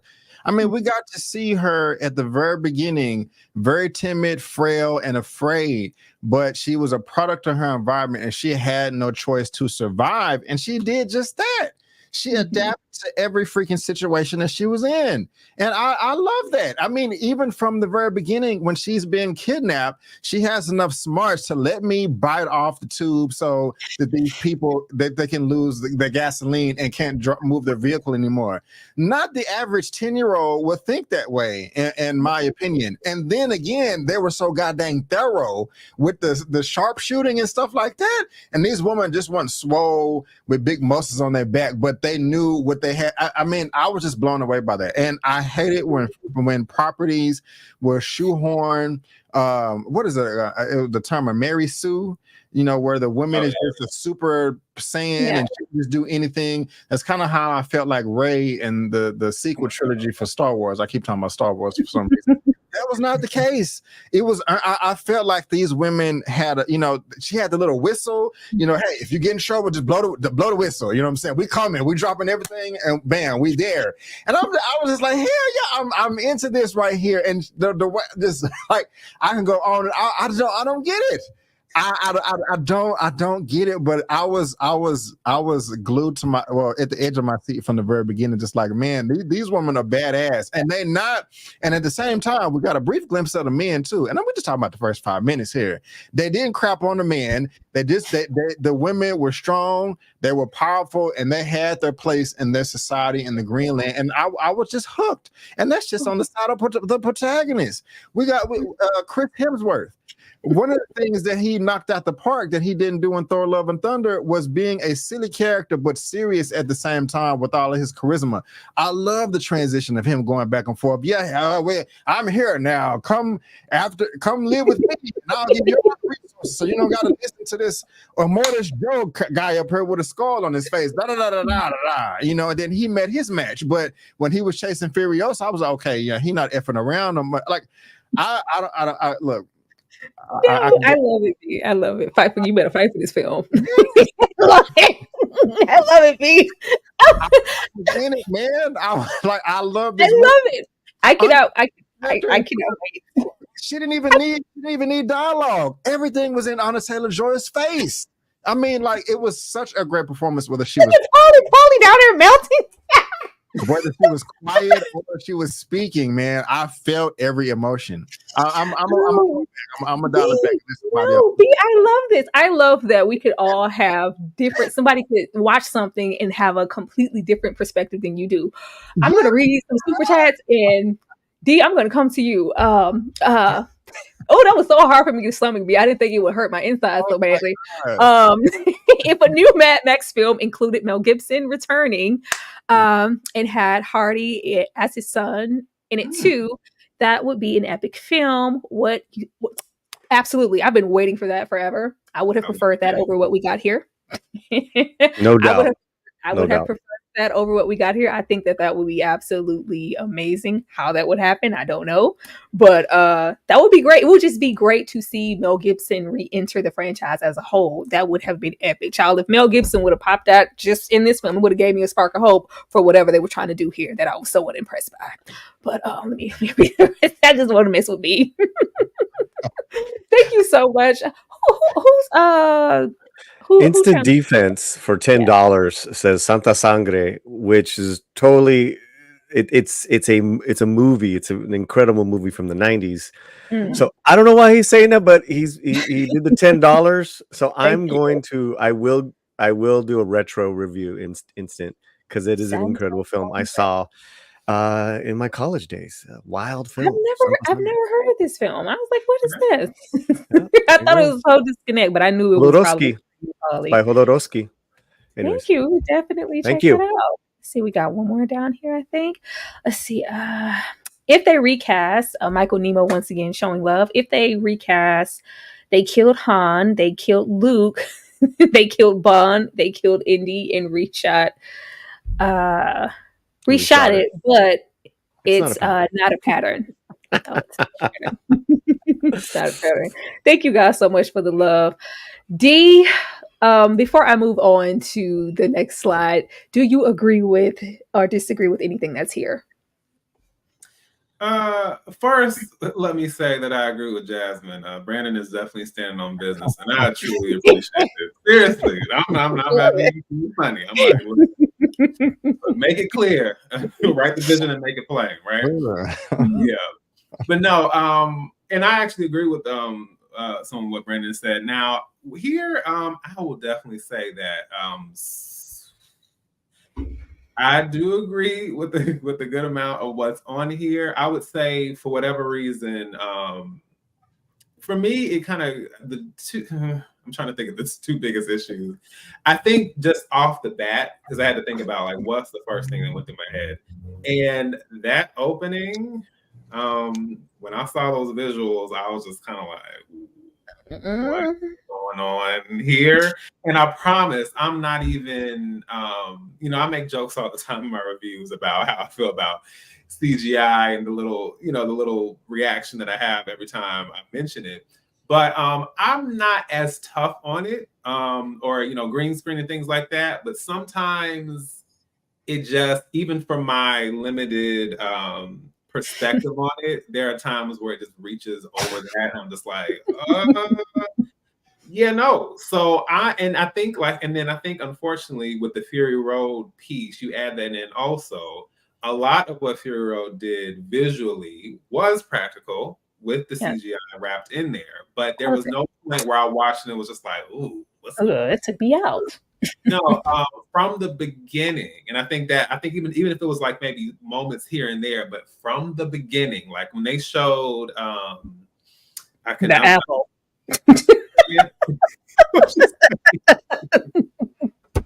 You said what? I say from the apple, honey. They lost me at the apple. Okay, that's what I was gonna say. I can't think of the name of that place, but Green Place. Yeah, the Green Place. Yeah, when they did that pan out and showed them all standing there, I was like, oh no. And I guess what's bizarre is like it's still George Miller, it's still a fairly high budget, and I just didn't expect for it to have this cheap kind of I don't even know the word, because it's obviously not technically cheap, but it just had a look to it that felt so like not polished and not finessed, and that was the first thing that took me out. I was really like thrown by that, and then I think as we kept going on, I realized that there was a certain point, probably because of the kind of the way they handled the development and the script, I realized the emotional investment wasn't there. Because I know when I'm like, oh man, and I can feel it. I don't have to necessarily react to everything, but I still feel it internally. And after a certain point, I was just like, oh my gosh, I want to really feel it, but it's not there. Now, little moments like the thing with when her arm was chained up, and then how that happened, that was like whoa, that was a moment. But a lot of moments that I was expecting to have, and as far as digging to the character and the backstory, because I actually like prequels for that reason, for me, it just didn't deliver on that standpoint. I just wanted to walk away feeling a much deeper emotional connection to this character, given what we saw in Fury Road, and I just think they didn't fully handle it correctly from a lot of different standpoints. Yeah, I think that's for me with prequels too. I don't mind prequels so much, but you have to work really hard to get us invested in characters who are already established, and characters we already know, where Furiosa eventually ended up and when she eventually returned to the Green Place. So that adds another extra layer to get us invested in what's at stake. I was not invested right off the back. It felt so rushed. Getting into that washed out of the Green Place, I was really looking forward in this one to seeing what was at stake and actually getting to see the Green Place and lived in. And even if it would have been brief, the time that we had in this movie, they could have definitely shown, I don't care if it was her mom showing her a little trade or telling her to be just, a little bit of interaction there, just really getting into the community and what Furiosa was fighting so hard to get back to, because in Fury Road, we see, nothing. It's already a wasteland. Right. I wanted more of that. And then, we do have the young Furiosa. We have the Green Place, the kidnapping, and I put Mother Mary, the rescuing badass. That's all good and dandy, but I wanted to know her mother. So much of Furiosa in here is her mother. It was so quick. I was like, why are we rushing? Why are we rushing? It was so quick to get like we know that, I'll go above and beyond, as you should as a mother, to rescue your child, and that she's a sharpshooter. She's smart and she's resourceful, qualities that we know Furiosa for as well. But I felt absolutely no tug at my heartstrings, or just to really care to be invested that she got her. Like, it just, something was missing. And then if you have that distraction along with the visual aid lacking, in my opinion, that was just a disconnect. And I hated to have that as soon as the movie came on. Polly, I'm going to come to you. Save me for last, huh? This movie Yes. sucked. This movie sucked. I mean, I knew it. That's why I saved you. Movie's terrible. This movie is this is an epitome of what is everything that is wrong in Hollywood right now. Everything that is wrong in Hollywood. It was bloated, self-indulgent, didn't need to be made. You already had one. It's called Fury Road, Brandon. It's called Fury Road. Okay. We don't need a prequel of a prequel of a prequel. I mean, absolutely garbage. Hot garbage here. What is this? What is this? This movie had no business being 2 hours and 28 minutes. None. And listen, let me tell you right now. I went in very positive. I know I'm being very negative right now, and I'm just, but I did go to an early screening as well, so I was in a good mood. It was half critics, half fans, which it was a good environment, and I was feeling good. I had a really good day that day. I just saw Challengers. I really like Challengers. I was like, go. Same, right? Anyways. Man, I was pissed off by the end of this film, because it's like you double down on just taking advantage of the Mad Max name. And so there's that, and George Miller lost his mind on this. Like, you need to stop, man. It's like, again, you took Road Warrior, copy and paste times 10, make everything bigger, badder, but it's Fast and Furiosa.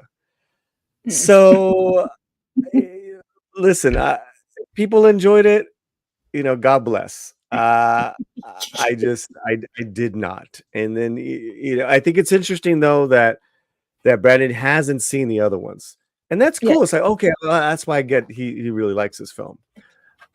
Storytelling, boy, this is horrible. It was just like boring. And Hemsworth was interesting.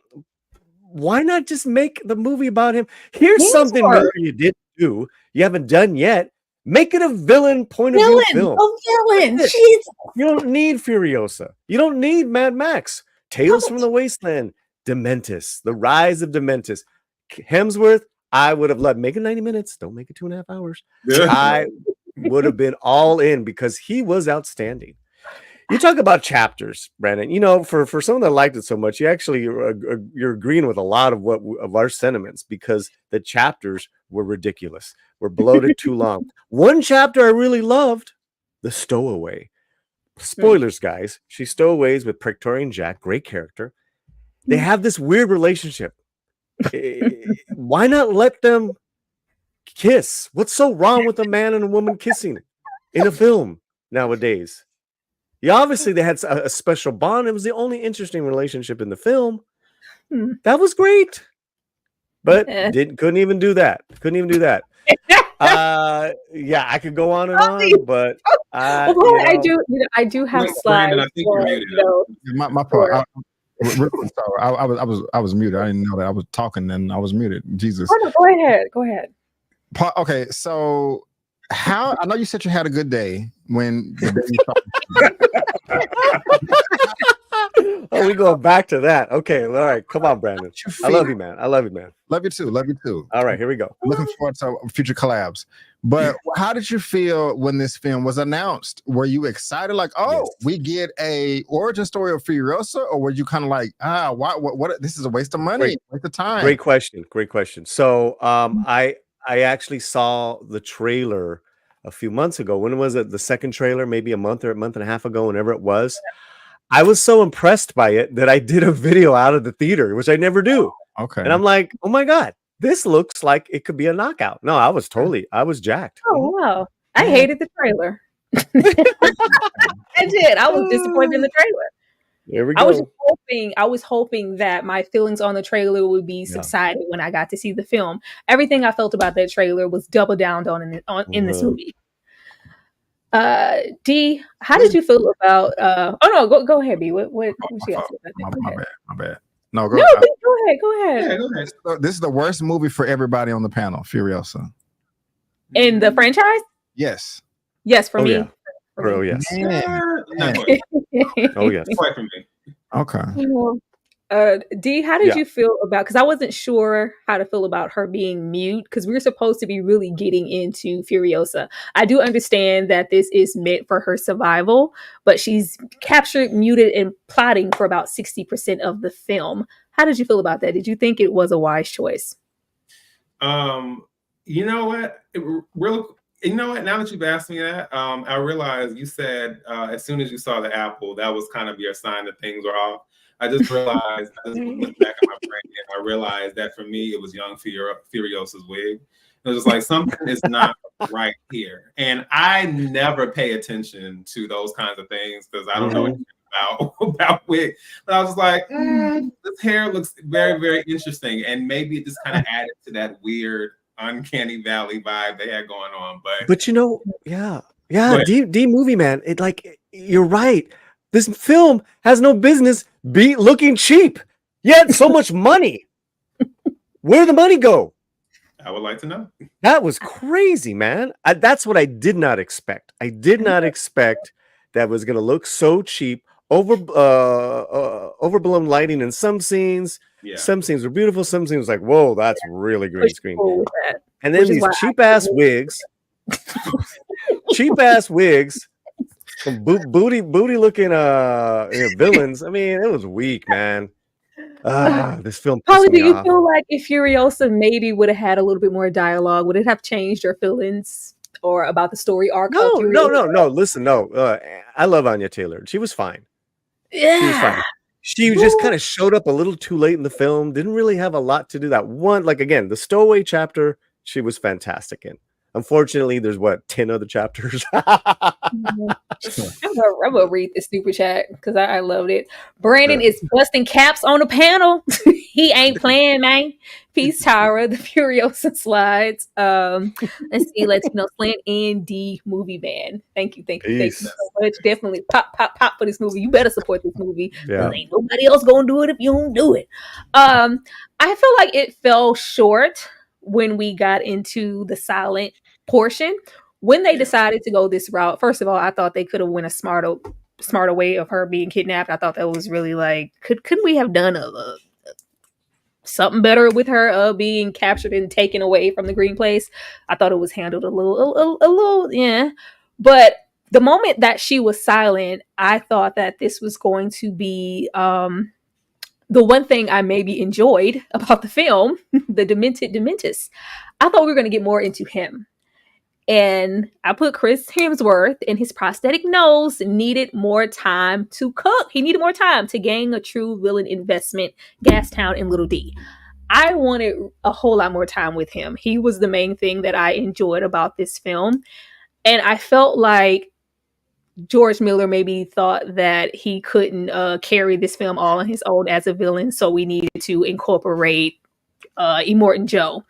And with us kind of going 50-50 between, like, Immortan Joe served absolutely no purpose here. I just wish we would have just solely focused on Dementus and really put both of like our true investment here and her getting back to this situation. It could have been a little ending cliff situation tie-in to Immortan Joe in the Citadel, and I would have been cool with that. But just getting into his more of his arc, like, because you could tell that there are so many layers there. I know a lot of us, well, some of us, because B loved it. With the ending, the one thing I loved about the ending was his monologue, and I just wanted some more of him. And once we left him, and we were kind of left with Anya Taylor-Joy, and I felt like they stepped on the one thing I liked. B, I see you up there shaking your head. Go ahead, B. could not disagree more. You must have been asleep through half of the movie. He was in the film just as much as Furiosa was, if not more. From the very beginning of her kidnapping till the very end when she planted the apple seed in him, and that was weird, but when I hit the suffer. I don't understand. I mean, we got so many different arcs and personalities from this one man. You got the sloths up there. At one point, I was just like, you know what? He's not that bad. He's a little crazy, a little kooky or whatever, but I kind of understand where he's coming from. He's just has his own civilization carved out in this wasteland, trying to get his piece of the pie. Then later on, I saw that he was a monster, but I just don't understand that sentiment there that you wanted more. I thought that, I mean, if this film would have been called, Mr. Dementis, I would have been fine with that from the amount of screen time, that he got. So, I mean, I love the character from the very beginning where they were trying to shake Furiosa, his pockets or something.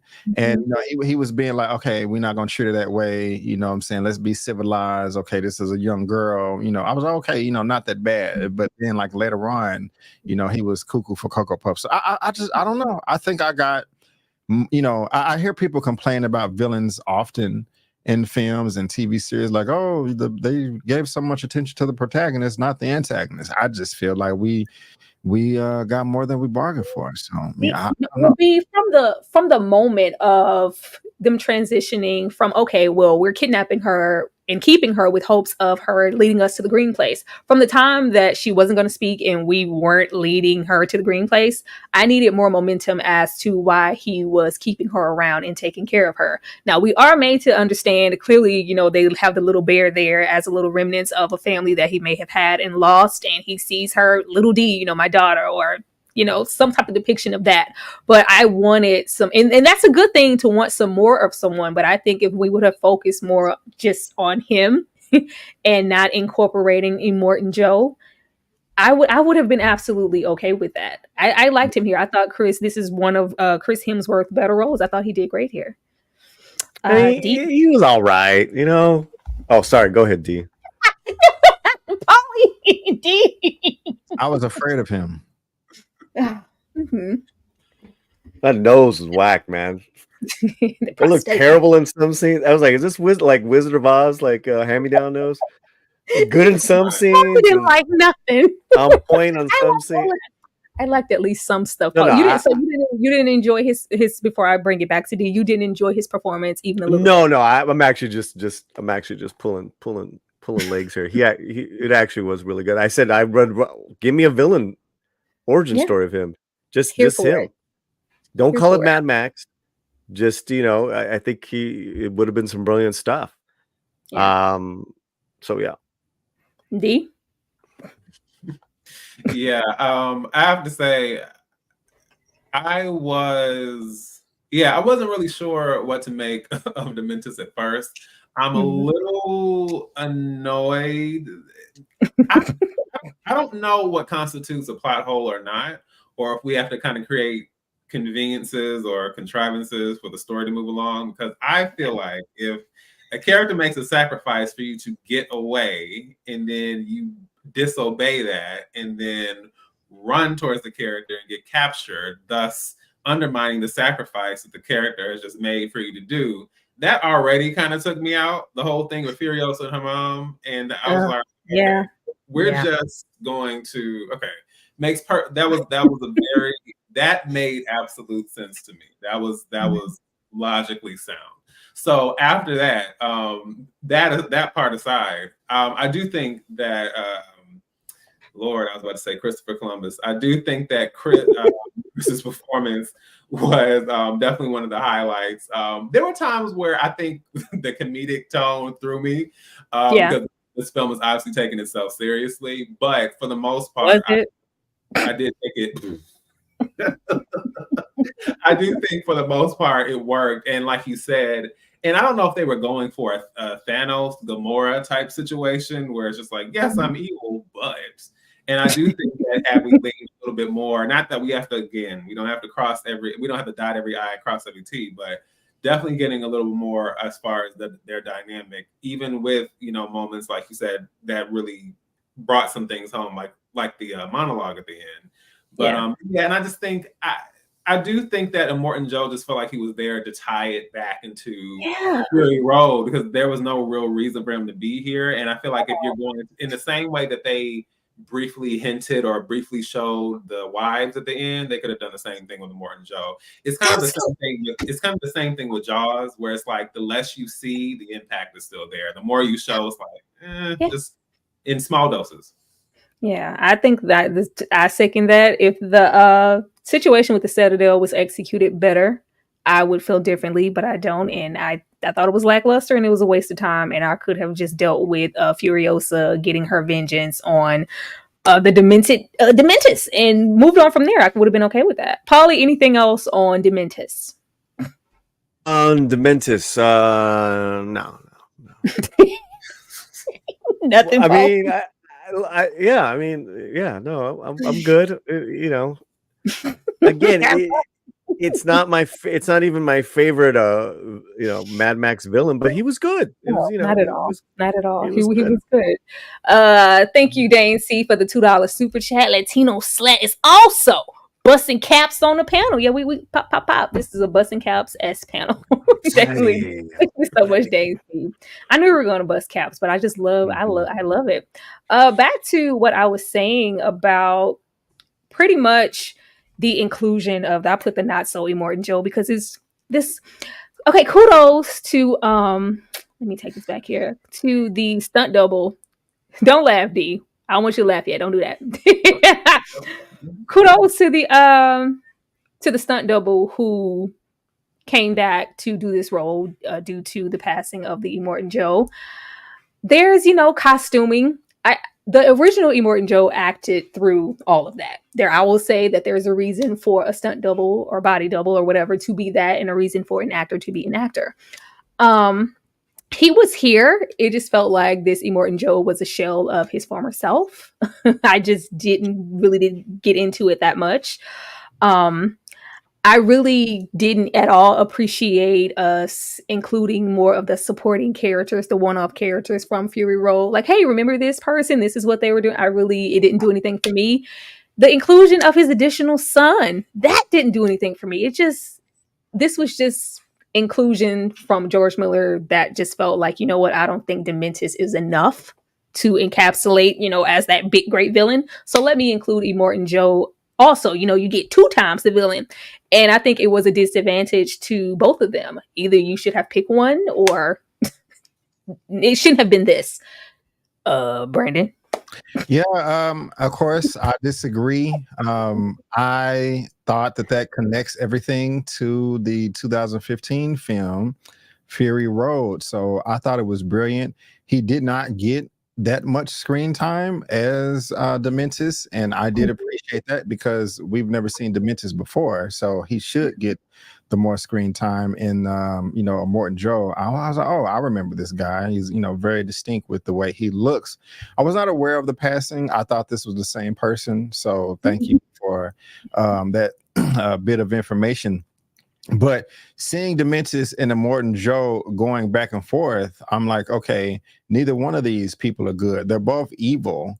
They are, they're just on, opposite sides of the coin. This is a Furiosa movie. That's who we're rooting for. We want her to win. No matter what, she's going back and forth from foe to foe. We just want her to get out of this and survive. And we thought that she was. When she survived the highway scene and she was with that other guy, and they kind of fell in love, and which is another reason why I enjoyed the movie, because she was trying to get back to the green place, but she felt obligated to free the women, and so she's just kind of trapped, like, damn, I want to get back to my home people, but I got to liberate these women over. Another reason why I just enjoyed the film. But the bringing the supporting characters back, Immortan Joe, I would have actually been disappointed if if we didn't get that, because in the 2015 film she's trying to get away from these people. And so what happened before that? We see that in this film. We see how he does treat people, or good or bad.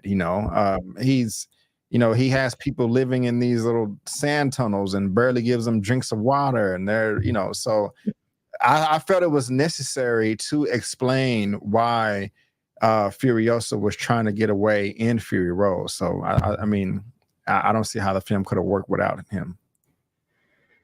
I could see that, but no. Tyra, you're not gonna get Brandon anything, Tyra. Yeah.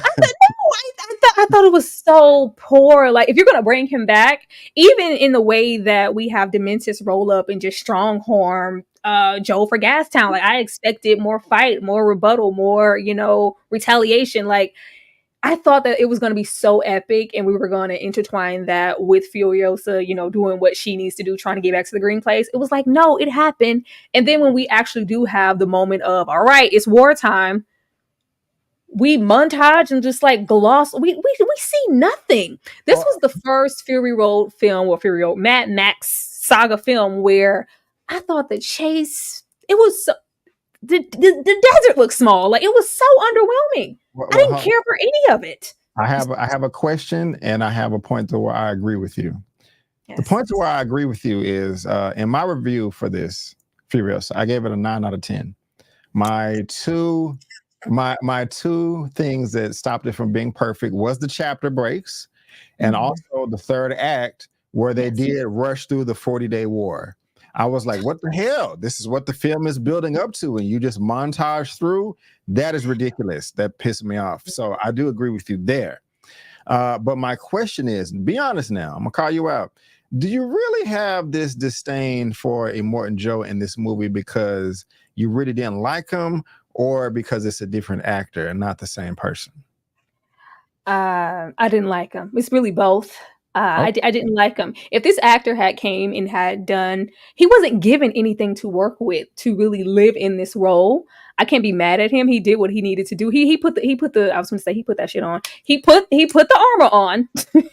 He put the Immortan Joe aesthetic on, and he delivered in the only way that he could. But if you don't give anybody anything to do or work with, it's just completely underwhelming. Even getting into the tie-in of Furiosa wanting so bad to not return to the Green Place later on to free the wives, it would have been nice to have her have some, maybe just a moment of her interacting with the wives, or just to even pull at the heartstrings as to why she would want to save these women outside of them being women. Like, we didn't even spend any time there. We immediately, jumped from her jumping from that and disguising herself as a boy. So when we have the little cliffhanger of, hey, now that it was nothing throughout this film that say, you know what, as soon as I get a moment of freedom, I'm not really going to take it. I'm going to stay here and try to save these wives. It just absolutely wasn't there. It wasn't. Paulie, I'm going to come to you.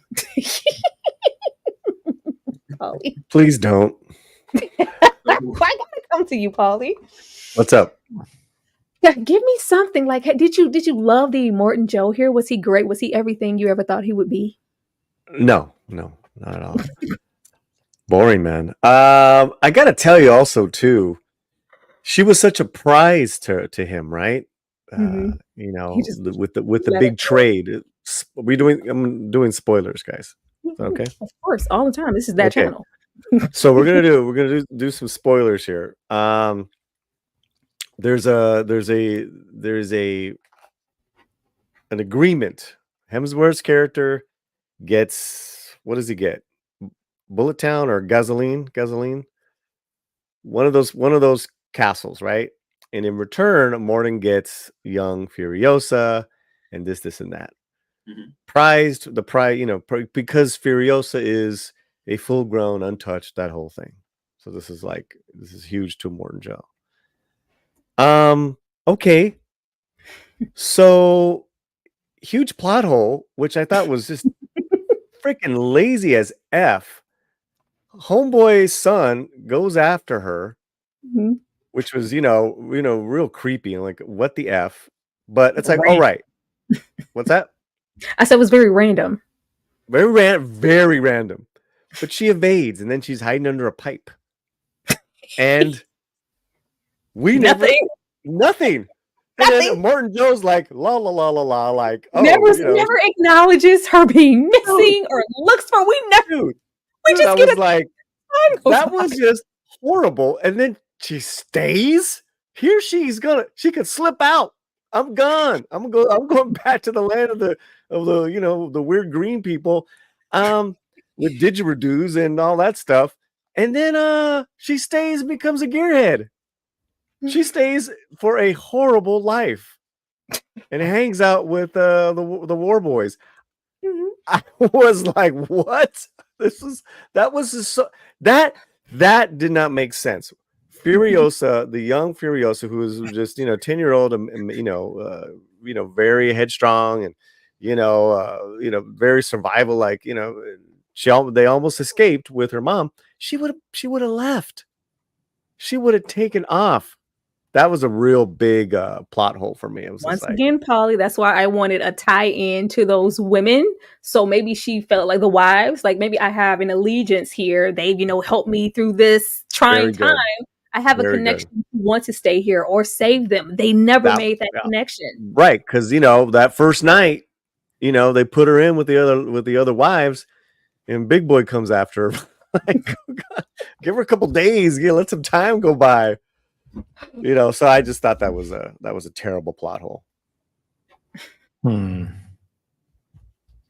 I mean, I have not crosstalked to you at all, Brandon, right? Because I'm respecting you. Did you or was that a decent storytelling? Come on. I see what you're saying, but where could she have gone?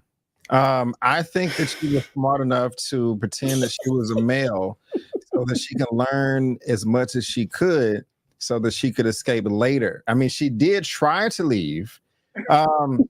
Tara, I kind of see what you're saying as far as building a relationship with the women and that being, her reason that she's wanting to stay. But at the same time, I kind of feel like I just kind of felt like that was obvious. Like, okay, these women are sex slaves. We don't like, I wish I was free and didn't have to open my legs. I don't know. I just kind of thought that was obvious, but I mean, I'm not wrong. But I mean, Polly, I see what you're saying.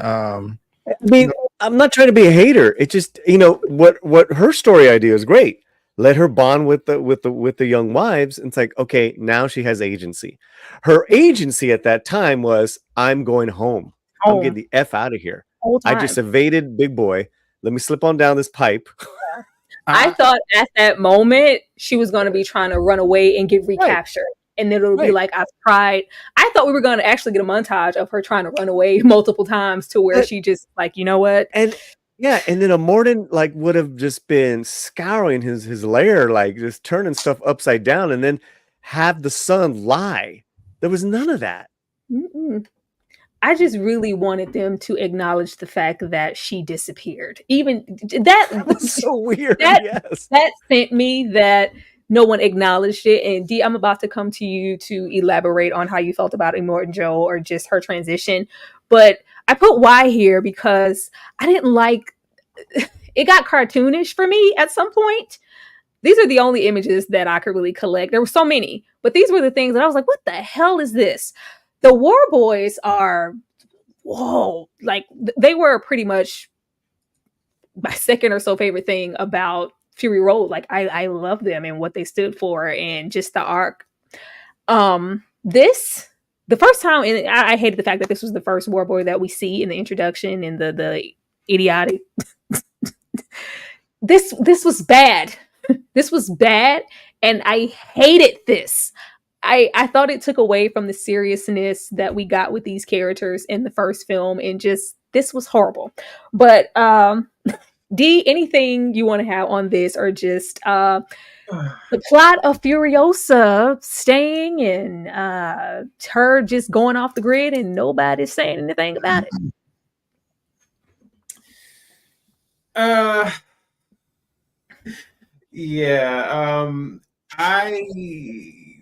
I was trying to do my best to and I think honestly this is where I was starting to check out, because I felt like I have a question actually.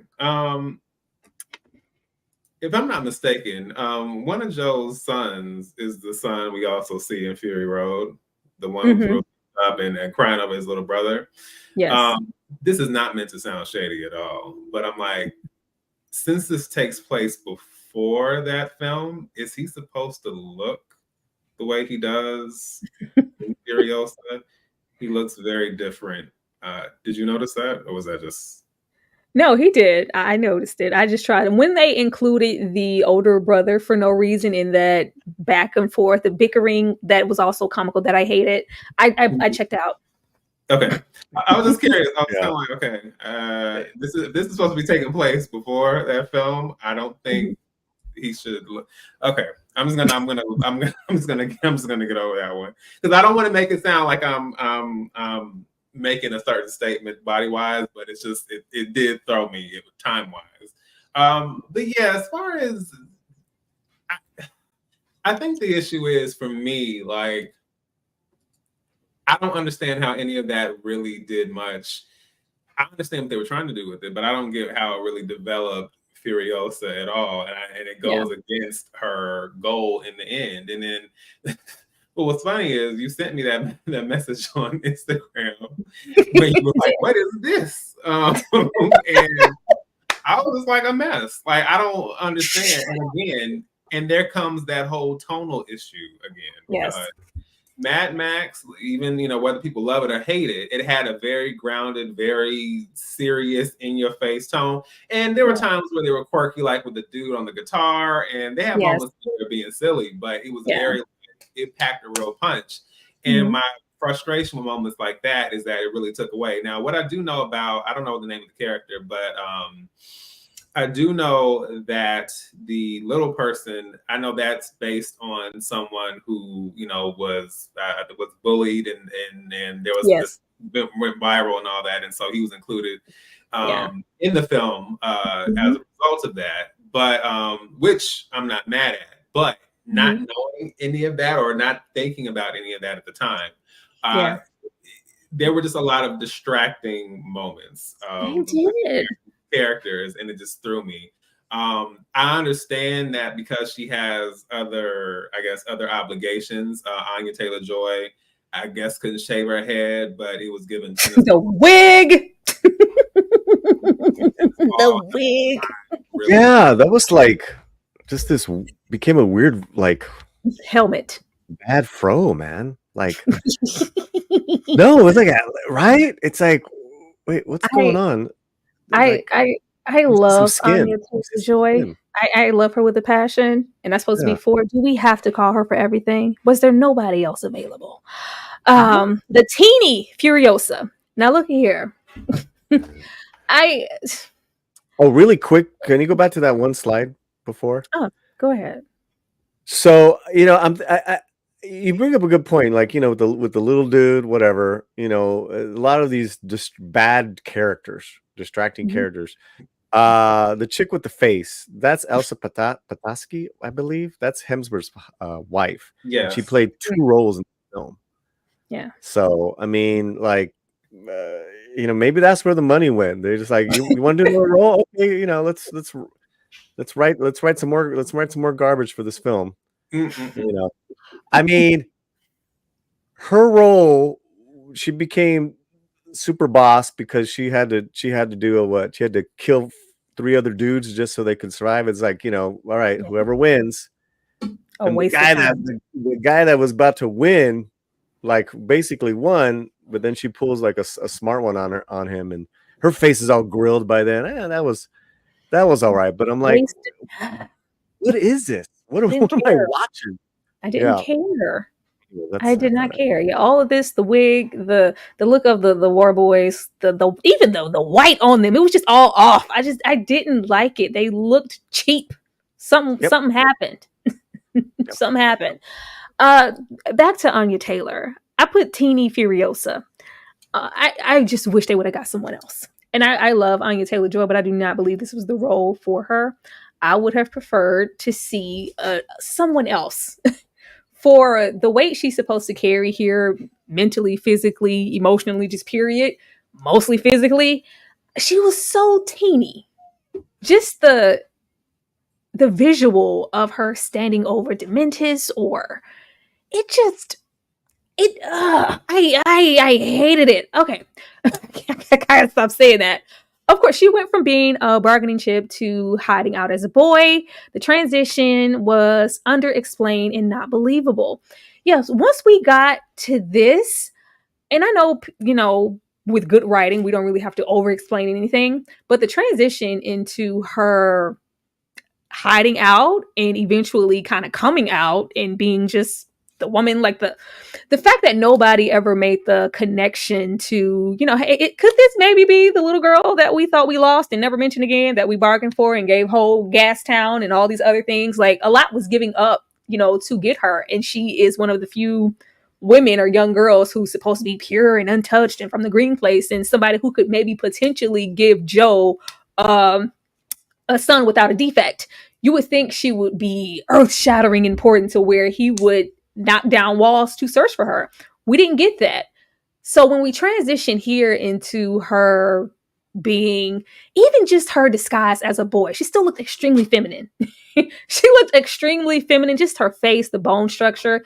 I would have maybe preferred someone else in this role, not, someone who's capable of acting, but who could physically meet the standard of, like, oh, I could understand why they would. I'm just not interested in just throwing away all disbelief that we just all collectively assume that, oh, she looks like a boy. She did not.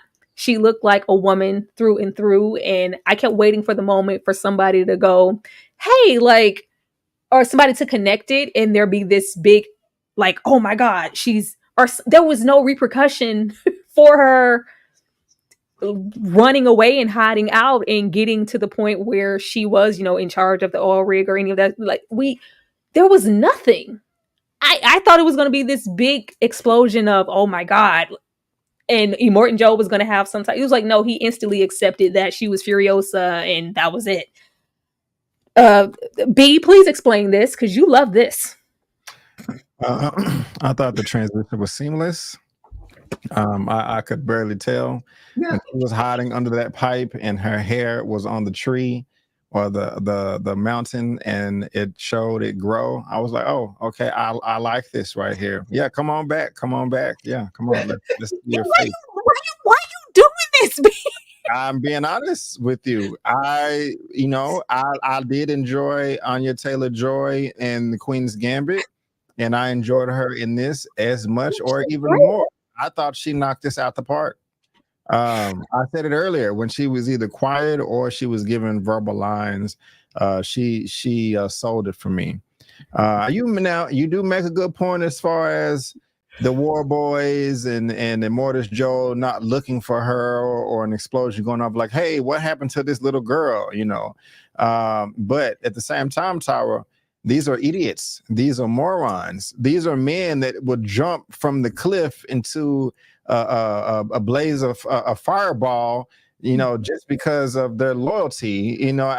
So they have a few screws loose. I could see that, B. I could see that, but Immortan Joe is far from an idiot.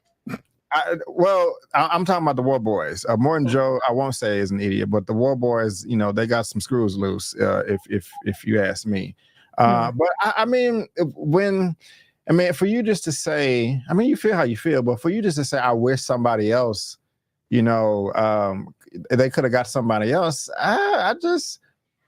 It sounds like you're sick of seeing her pop up and stuff. Like, she is in every film or TV show, and to me, I she's not, unless I've just been missing all the marketing with her across Hollywood. But I liked her. I thought she did a great job.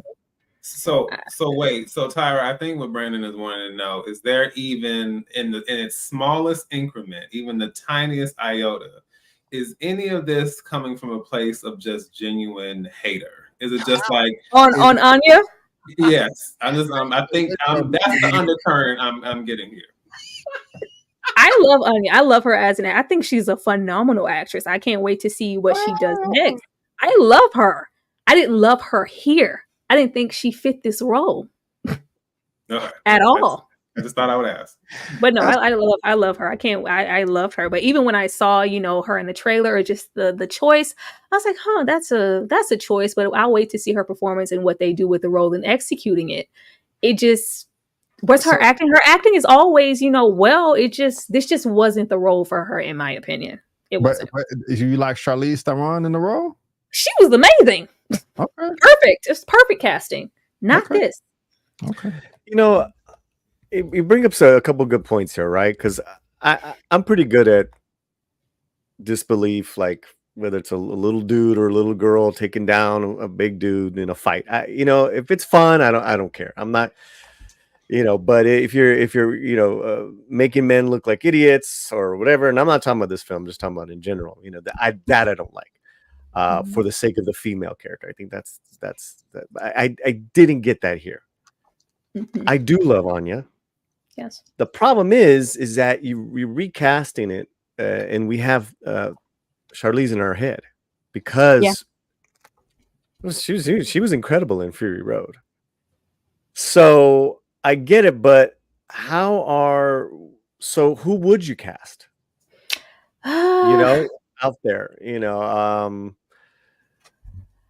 I'm trying to think. I can't think of her name, but who is the lead actress in Midsommar? Oh, Florence Pugh. Oh God. Oh, Florence Pugh.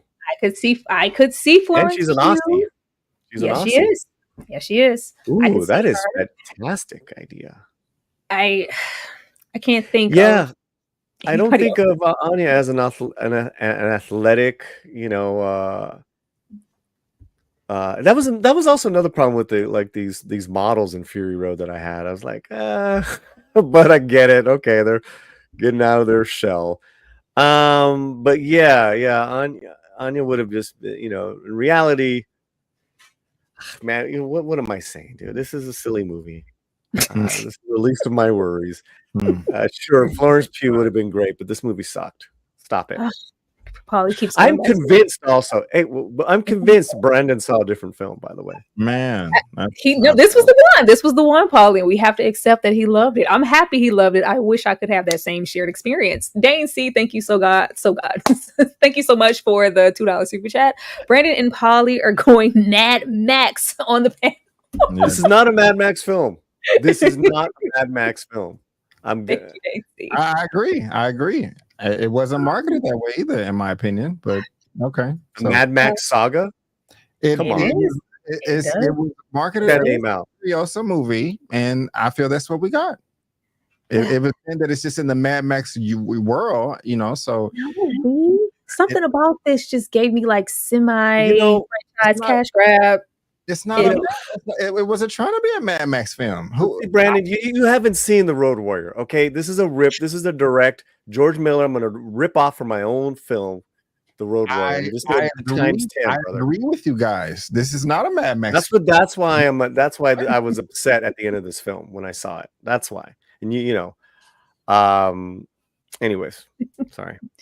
I don't want to upset Dean. Shout out to the 100 Shout out to the 118 people here in this live. We are appreciating it. Once again, keep on hitting that like button. Keep on engaging, growing those comments, sending those super chats, and liking and showing support on every single person's platform that is on this panel.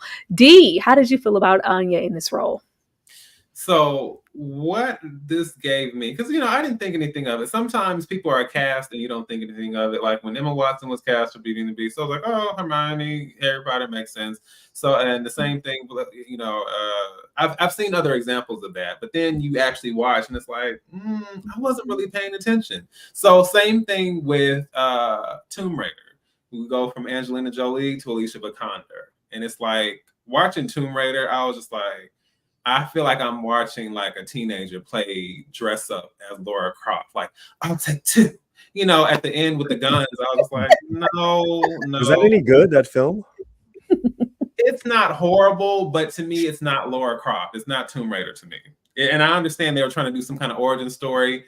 Alicia Vikander, to me, I think she works in like period piece, roles, and I've enjoyed her in costume dramas and things like that. But as far as like Laura Croft is a character that has edge, has grit, and Alicia Vikander, nothing about her as an actress reflects that.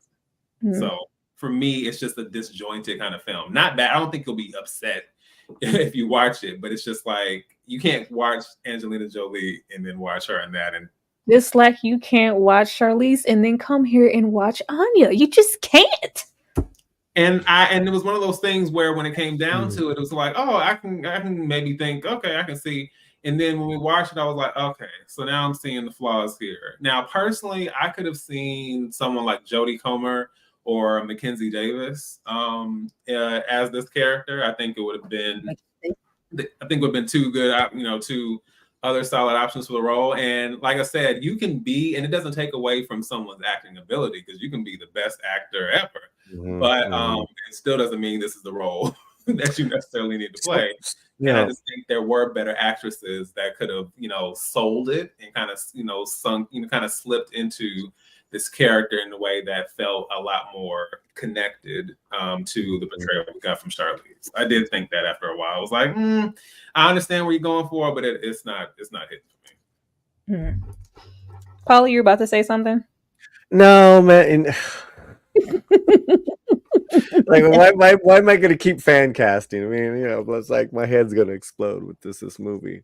This movie cost way too much money. I expected to go and look at the budget and see that it didn't have as big of a budget as Fury Road, but it's the same. It's the same. I just needed more to go off of with the runtime. Like they just should have. So many decisions could have been made. The mother motivation was enough. Tom Burke as Jake was a great idea. Then they fall in love. I prefer my Furiosa asexual. I didn't need this. I didn't need this. I was really excited when I saw Tom Burke. I was like, okay, all right, I can get her for this. I set up. I was excited to see, because as soon as you see the black war paint on the forehead, like, okay, I know what we're getting at. He, is clearly here to teach her the tricks of the trade of the war wig and all those other things. Or just maybe give some more of that Max energy without being Max. I thought he was going to serve a higher purpose. I did not care for the love aspect here. If they weren't going to really follow through with it and leave it kind of underdeveloped, I think Paulie said early on, like, could they not kiss? Could they not? It just, the best thing we got from this was the action scene when they do attempt to run away in the whole standoff with Dementis. But it just felt like it was latched on as, I feel like, it's not enough motivation for, Dementis killing the mother. He also, took out the lover. This is, just to really create this tortured character within Furiosa. And I also saw that Yaya was supposed to portray this role. I would love to know how you guys would have felt about him in this role instead, or would it have made, any bit of a difference for you? Do you feel like it would have been a different outcome or, whatever? But I like the idea. It did make you perk up. It was one of the things I liked about the film, but I did not care for them falling in love with, Furiosa's mind state, especially who we meet in the film. It just kind of felt a little jarring. And then when we don't have them interact like in a loving manner or be affectionate or at least kiss, just give me one kiss or just something. It just felt like, I could have done without it. It kind of undermined Tom Burke for me and what he was supposed to be to her. It was really giving mentor. And then it kind of was like, oh, this is that. I don't see that. D, I'm going to come to you first. No love, just vibes. That's what this was. So the thing is, you know what? It's so funny. It just hit me. So was this given like Romeo Must Die relationship vibes for you? Oh, definitely. Okay. Like it just, and even there, I was more invested in Jet Li and Ali than I was here. I was not invested at all. He just should have been the mentor or his death could have hit as equally hard without the love there. So I just didn't understand why that was necessary. Right. I was gonna say the only thing, and you have to help me out and let me know if I'm wrong or not. The only thing I worry about, and this shouldn't be the case, I'm just wondering with Yaya if the optics of the film with that character then would have been questionable. And I'll only say this because you kind of gave me the business for my thoughts on Last Night in Soho, which also starred Taylor Joy. And you just felt the way the Black character was handled within that story and the way he kept floating around and kept subjecting himself to the ultimate BS for this woman. For this character, persuasion, you just thought that was questionable. So I would just also throw that back in and say, like, especially when we get down to the part with the dogs and dragging behind the car, I'm like, I just feel like it probably would have taken on a different context, racial context. Okay, yeah, I could see that. B. I did not know that Yaya was where you going, Tyra?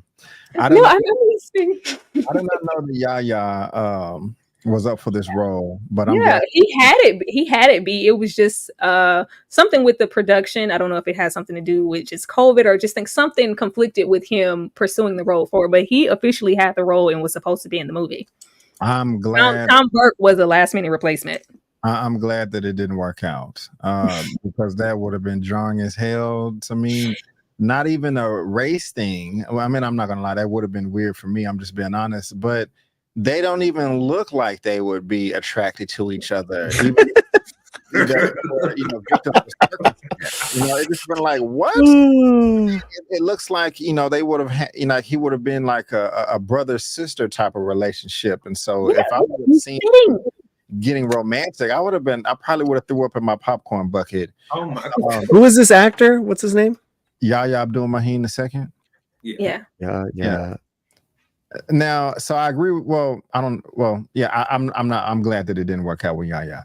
Now, Tyra, as far as I feel the movie man's, the vibes, no love, because I thought that was one of the most natural relationships in this entire movie, to be honest with you.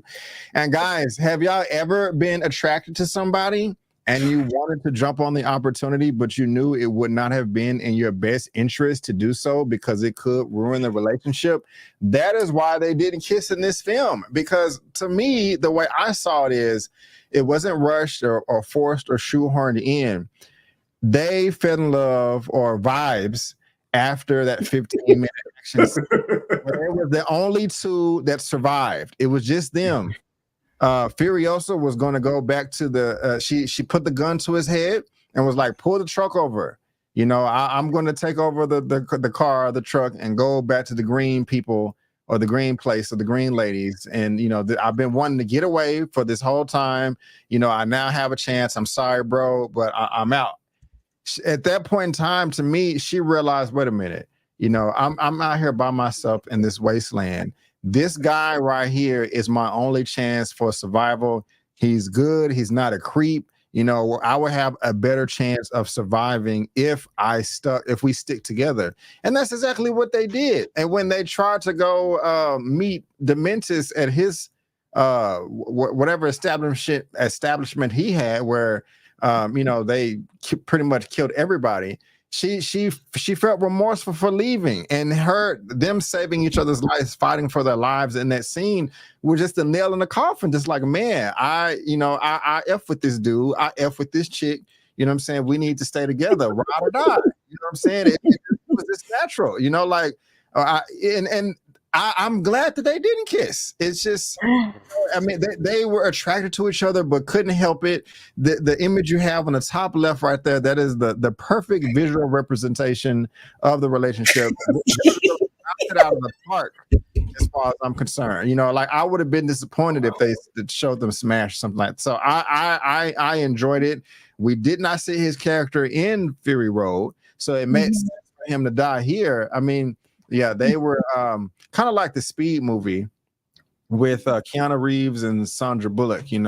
They only fell in love because they were in that situation. But in Speed 2 Cruise Control, they actually had a line of dialogue like, okay, some people just fall in love or in strong like or have the vibes because they're in a life or death situation. Same thing here. I thought it was great. Polly?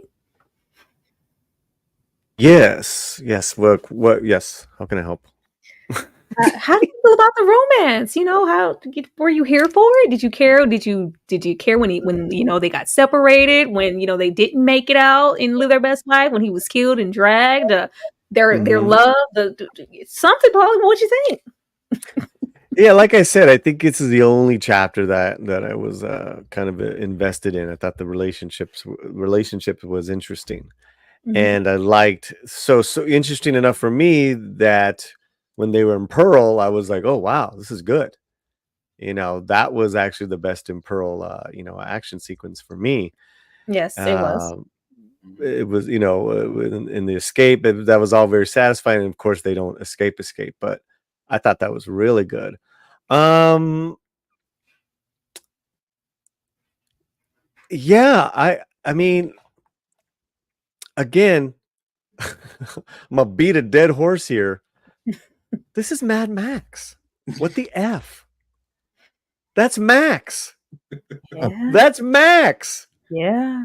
Let Max come in and help No, save the I day. I And thought it was Max. That wasn't Max. When I saw him, I said, no, "Oh, this is our Max." That this. wasn't Max. But like, why have another iteration of a Mac? I mean, it was frustrating. And as far as Yaya, I've seen his other work. Guy's a really great presence. That would have been Yeah. weird. Yeah. Just because him playing off of Anya, I don't know if it would have worked.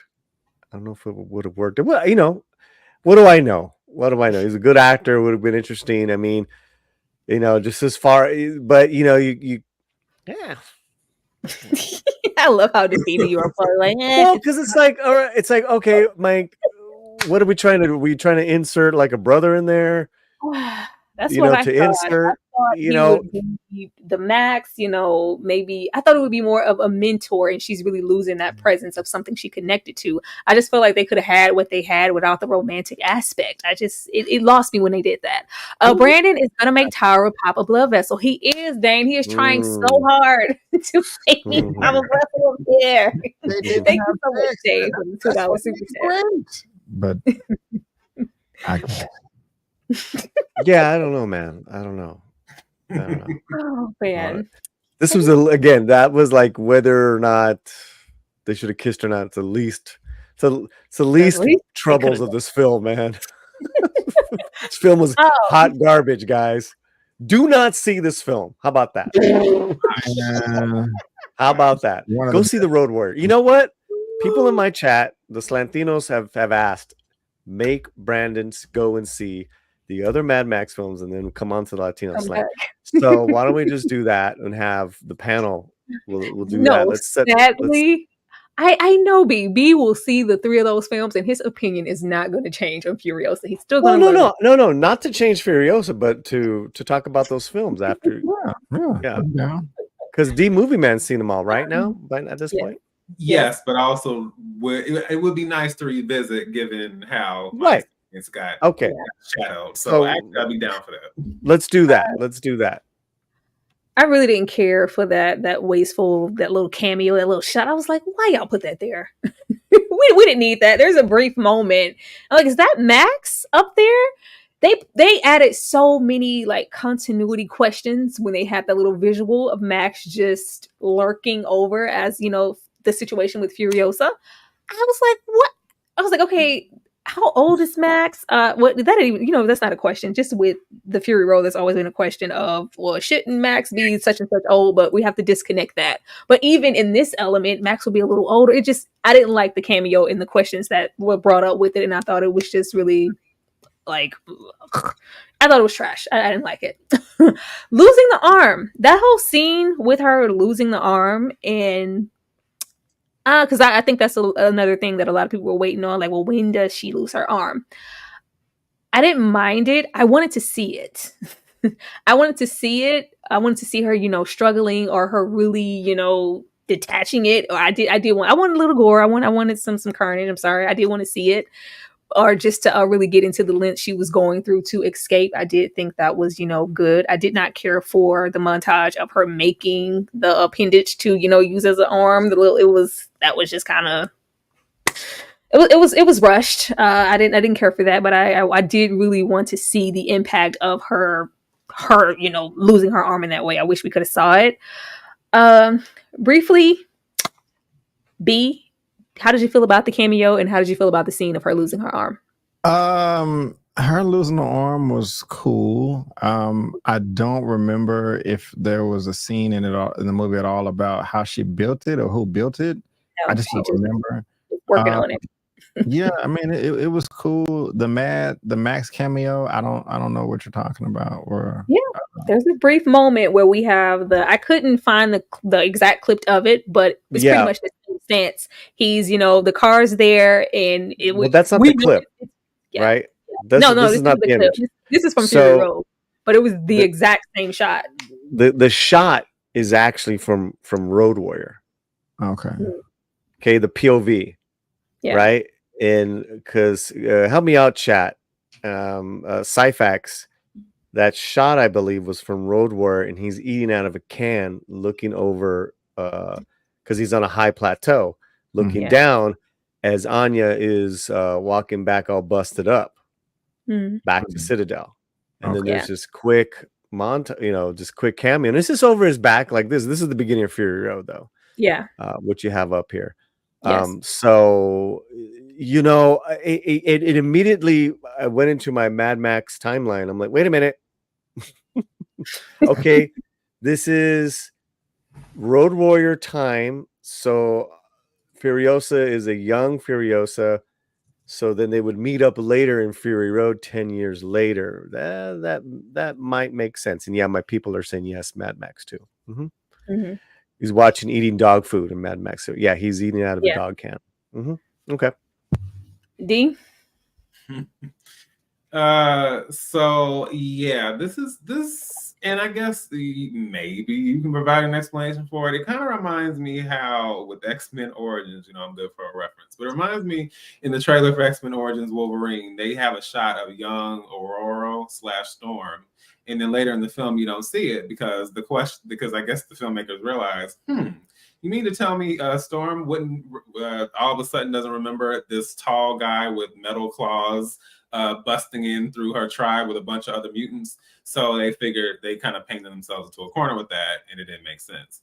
And so to me, I had the same question. I was just like, so what is the timeline here? I don't, and the thing is, I can't quite remember because I know it was like I said, the shot was basically the same, but I almost remember thinking when I was watching it, I'd have to probably rewatch it to see if I'm right or not. But it almost seemed like, maybe not, but it almost seemed like she was visible enough at that point for him to, I don't know, maybe not, but it seems like she might have been visible enough for him to possibly remember her. And so there's like a little bit of a logistical issue there, which I thought was weird.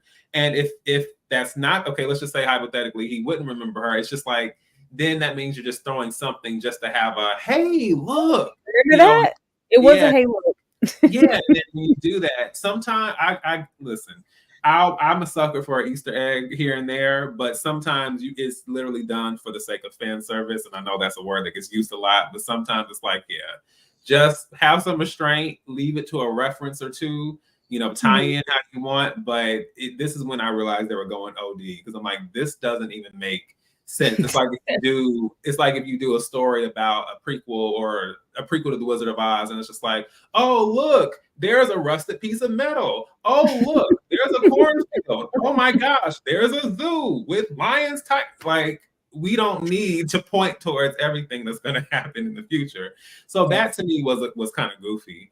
And unfortunately, like the arm is when I really realized that the impact and the way that they were doing it was just very, ironically enough, was very robotic. It was just like, and 1 and 2 and 3 and 4 and 5 and 6 and 7 and 8, because it's just like, it doesn't even feel like a real genuine, this is how we got to this point. It just kind of felt like, oh, now she's shaving her head, and oh, now here's the part with the arm, and oh, she just found this piece, and now she's putting it. There was no, I don't know, there was no tension, there was no sense of like, wow, this is the moment. It just felt like, okay, we need to hurry up and get her to the point to where, to where she looks She like this. uses his arm and she looked like, yeah, it was, I think it could have want that pacing issue with the time we had. I think that's the issue. You're expecting things to happen a little sooner or consistently than they actually do here. Let's see, $4.99. I think this is somebody who loved the film Wild Man Beyond. Disappointed by Furiosa.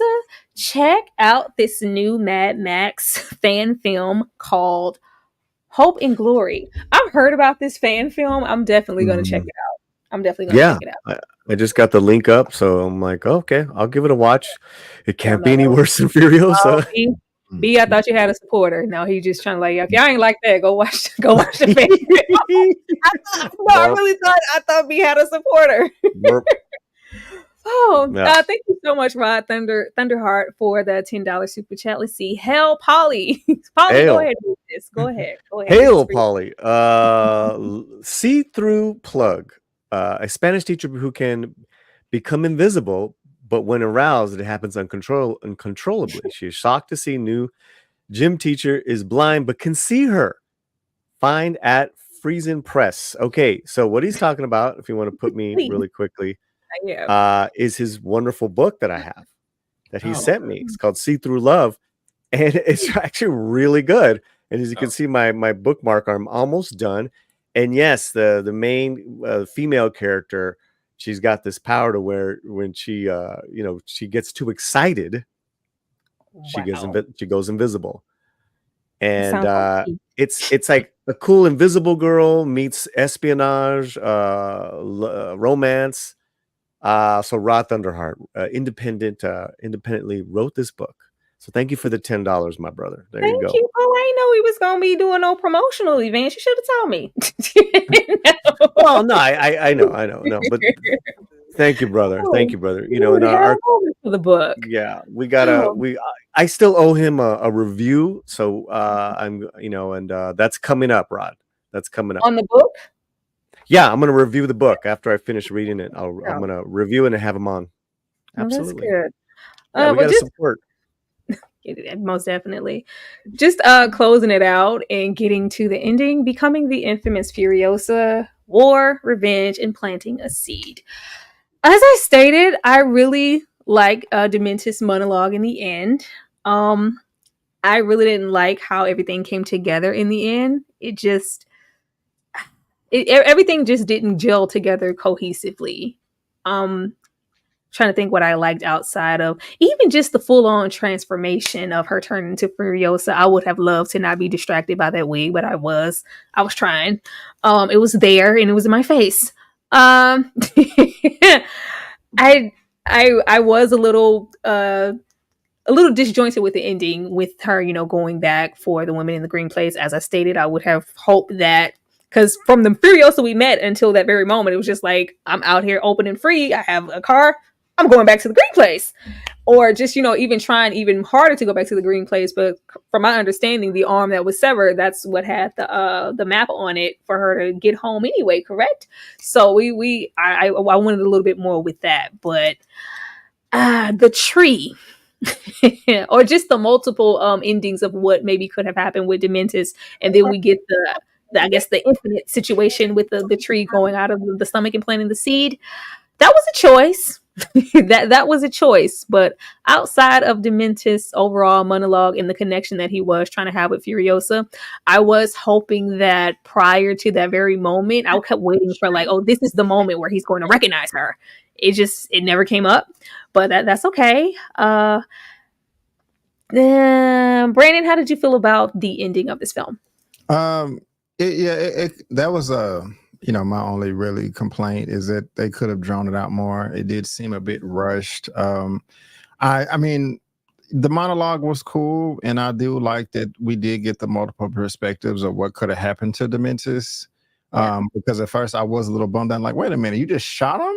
No, let this dude suffer. So seeing the tree grow out of him was very weird. But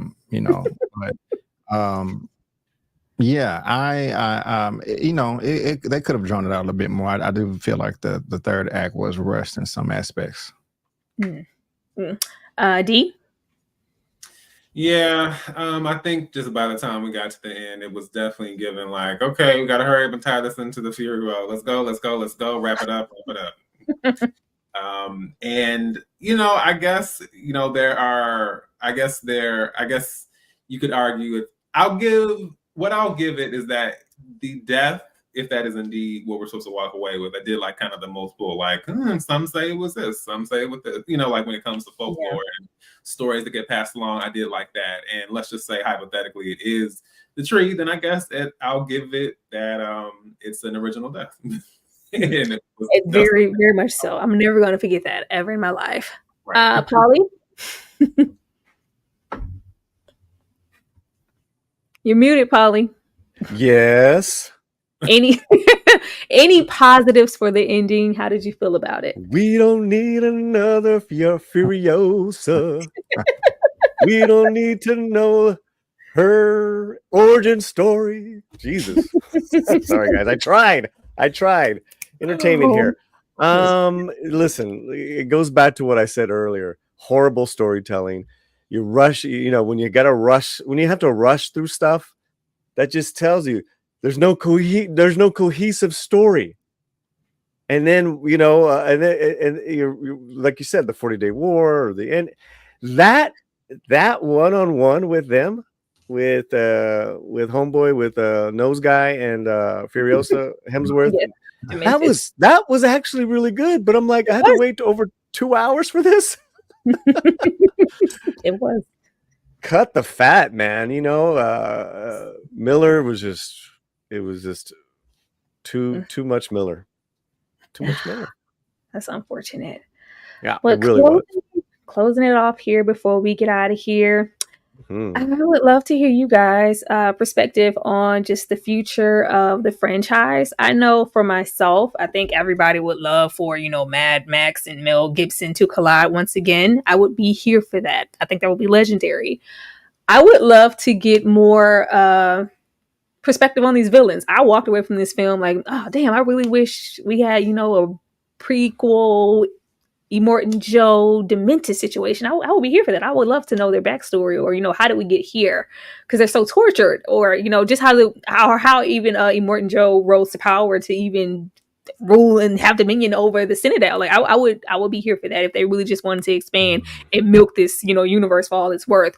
But I would like to stay as far away from Furiosa as possible. D. Yeah. I love, someone had mentioned in the chat, but I love the idea that someone had mentioned that this could easily tie into the Road Warrior. As far as I am blanking, the young guy, the little kid in Road Warrior. But basically the idea that this is not really Mad Max, or this is some variation. He's kind of taken on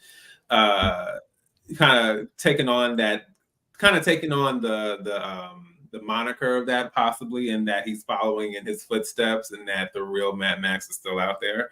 I think that would be a really cool way to kind of bring things full circle. I'm not discounting the whole issues of Mel Gibson, but Mel Gibson has been in the Continental series, among other things. So clearly they don't seem to have an issue casting him in some things. So I'm not saying it's whether it's right or wrong, but if he's already been in stuff, then it wouldn't be a reach at this point to, reincorporate him back to the story, because he is the Mad Max and the one who started it all. Yes. B. I personally don't care to see more Mel Gibson for the reasons you just named, the Movie Man.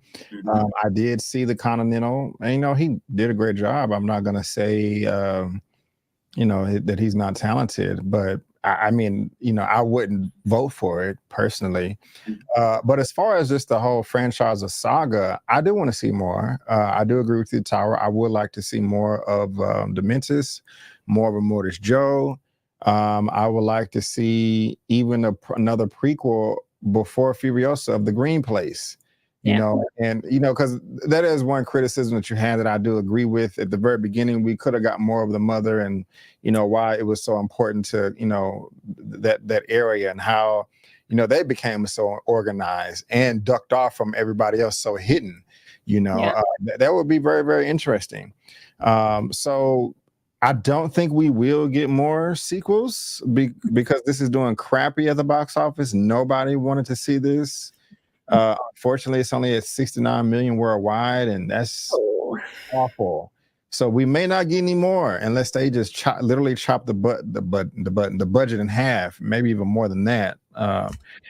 So that really sucks because Fury Road made 380 worldwide. Well, it had a 150 budget, but so that did okay. But I do want to see more. I don't think we will though. Oh, that's unfortunate. See how Furiosa mess up stuff, Polly. Let it die. Prequels, sequels are lazy storytelling. It's cash grab. It ultimately tarnishes the 3 Mad Max movies. They're not perfect, but they were feats for their time, like Lord of the Rings and Star Wars. These trilogies, or even the Harry Potters. This is grand filmmaking. And I love George Miller, man. He swung for the fences on this one. He knocked it out with Fury Road, not with this one, in my opinion.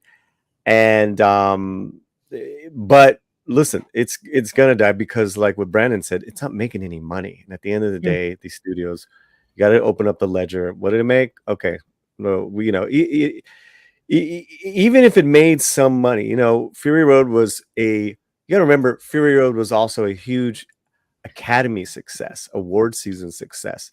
That's why he got this budget. So let it die for a while. If you're gonna revitalize it, maybe in 5-10 years, have a villain origin story, that would be cool. I would love to see Humongous' story. Humongous is like the most incredible of the villains for me. And so mysterious, so strange, but yet he had, see, again, that storytelling, man. Brandon, you got to go see. I know it's Mel Gibson. Listen. I get it, man. I get it.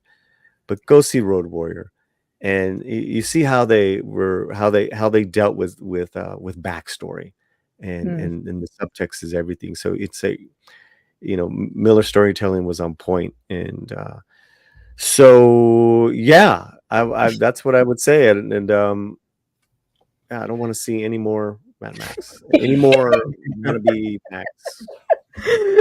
Thank you so much, Papali, and thank you guys so much for hanging with us for the time being. You guys have been amazing and have sent a plethora of super chats on all platforms. I would like to thank you guys one more time, and then we are going to get out of here. I will be right back.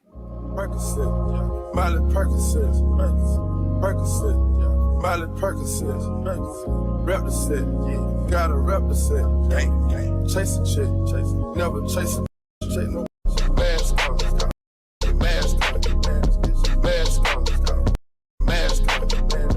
Percocet, Miley Percocet, chase a chick, never chase a chick, no 2 cups, toast out with the gang, from full stops to a whole nother domain, out the bottom, I'm a living proof, so they compromising $500,000 on the coupe, drug houses, looking like Peru, graduated, I was overdue, I'm a pink Miley, I can barely move, ask about me, I'm gonna bust a move, Percocet, Miley Percocet, Percocet, Miley Percocet, rep the set, gotta rep. Oh, so fun, so good. I'm gonna go watch Fury Road when we get out of here. But B, I am most definitely gonna come to you first because you always have a plethora of things going on. Please tell everybody here what you're doing on your channel, what's coming up, and where they can find you. Thanks for having me, Tyra. Also, nice meeting you, D Movie Man and the Latino Slant. Great video, great panel. I'm glad I was able to join you guys. But I'm B. Avery, Brandon Keith Avery with Just My Opinion Reviews. You can find me here on YouTube, Just My Opinion Reviews, or on social media at Just My Opinion 84. I do a little bit of everything. Last night I had a super duper episode number 50. It's where every Thursday I talk nothing but superhero and comic book news. Nice. This coming Sunday is Movie News Roundup Show 129, where I talk about all of the latest streaming and movie news in the entertainment industry. Sometimes I do trailer reactions, react to random videos. I'll also be checking. My next review will be Bad Boys 4, Bad Boys Ride or Die. I'm going to check that out Monday. And so I'm trying to give you guys a out of theater reaction and my review for that next week. I will also be covering Star Wars Acolyte. I just got some screenings for that today. And so I'm going to go to the grocery store now. And when I get back home and put them away, I'm gonna start on that. So that'll be coming out next week. And Surprising reason. What else? I think that's pretty much it. I got to give you guys my entire Blu-ray collection since I hit 50,000 subscribers. And so give me a few weeks to schedule that into my plans. And that's just a few things you guys can look forward to. So subscribe. I would love to have you. Thank you so much for that. All I see is Blade film is Doom. Like, oh man. I'm so tired of that. Polly, I'm going to come to you next to tell the people. Once again, you guys, please go over there and support B. I will leave the link for everybody's channel below. Y'all should already know him, but get over there if you haven't already. Polly with the Latino Slant, please let the people know what you have going on and where they can find you. Yeah, well, really quick, we did a poll in our Latino Slant stream. Your favorite Mad Max villain. Humongous and Wheeze won with 39%, Tina Turner 27%, Morton Joe 18%, Toe Cutter 13%. So thank you guys, all you guys, for voting. My channel, I cover everything. I cover a lot. So if you first time checking me out, and come on over to the Slant. We do everything from movie reviews, festival reviews, video, and articles at thelatinoslant.com. Also, too, I'll touch upon certain cultural issues, social issues, but not all the time. And as you can see right there, I talk about inflated Hollywood prices. I talk about the obesity and alcoholism problem that's going on in our society with that Lizzo. Scroll on down. There's that Lizzo one. I have some very choice words there. But, we cover like a lot and we have a lot of fun. So get on over to the Slant. Gracias. Thank you. Thank you, Polly. Thanks for putting it up. Of course. Yeah, go support Polly. Polly's amazing. Polly covers everything. And I just love the fact that I can go over there to Polly and get into the Latino filmmaking and hear about films. I have watched so many films via your channel that I would have never known about if I was not subscribed to you. So go and support Polly, please. Last but not least, D Movie Man with the plethora of interesting stuff. D, tell the people what you are doing next and where they can find you. Yes. Hey, everyone. And this is D Movie Man, fellow cinephile, popcorn addict, and emerging film critic, coming to you with reliable recaps, reviews, and reactions. If you are not familiar with that phrase, that is my general tagline for all my videos. I love discussing all things film. And for me, I love discussing it from a personal perspective where I'm delving into, specific moments, my life, people, places, and times, and how it goes beyond the screen and how it has impacted me as a person and in my life in general. And along with that, I do the occasional trailer reactions. I don't just react, but I give a little breakdown as far as, the background on the cast, director, and so on and so forth.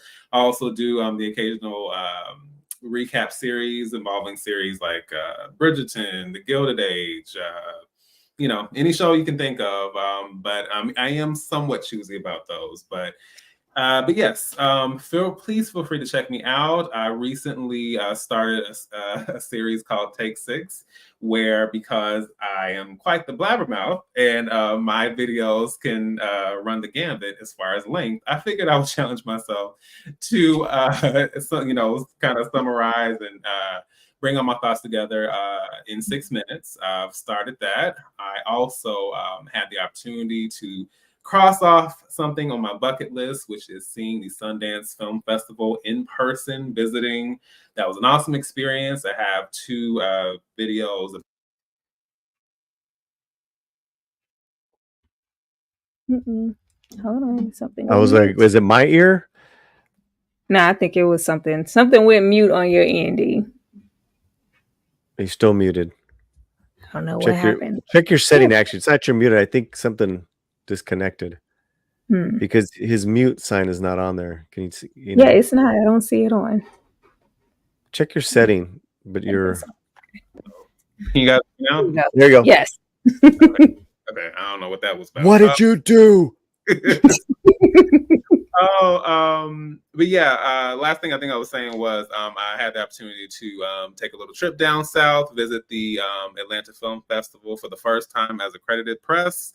Had some thoughts on the films I saw there, like The Idea of You, Thelma, and the upcoming Sing Sing.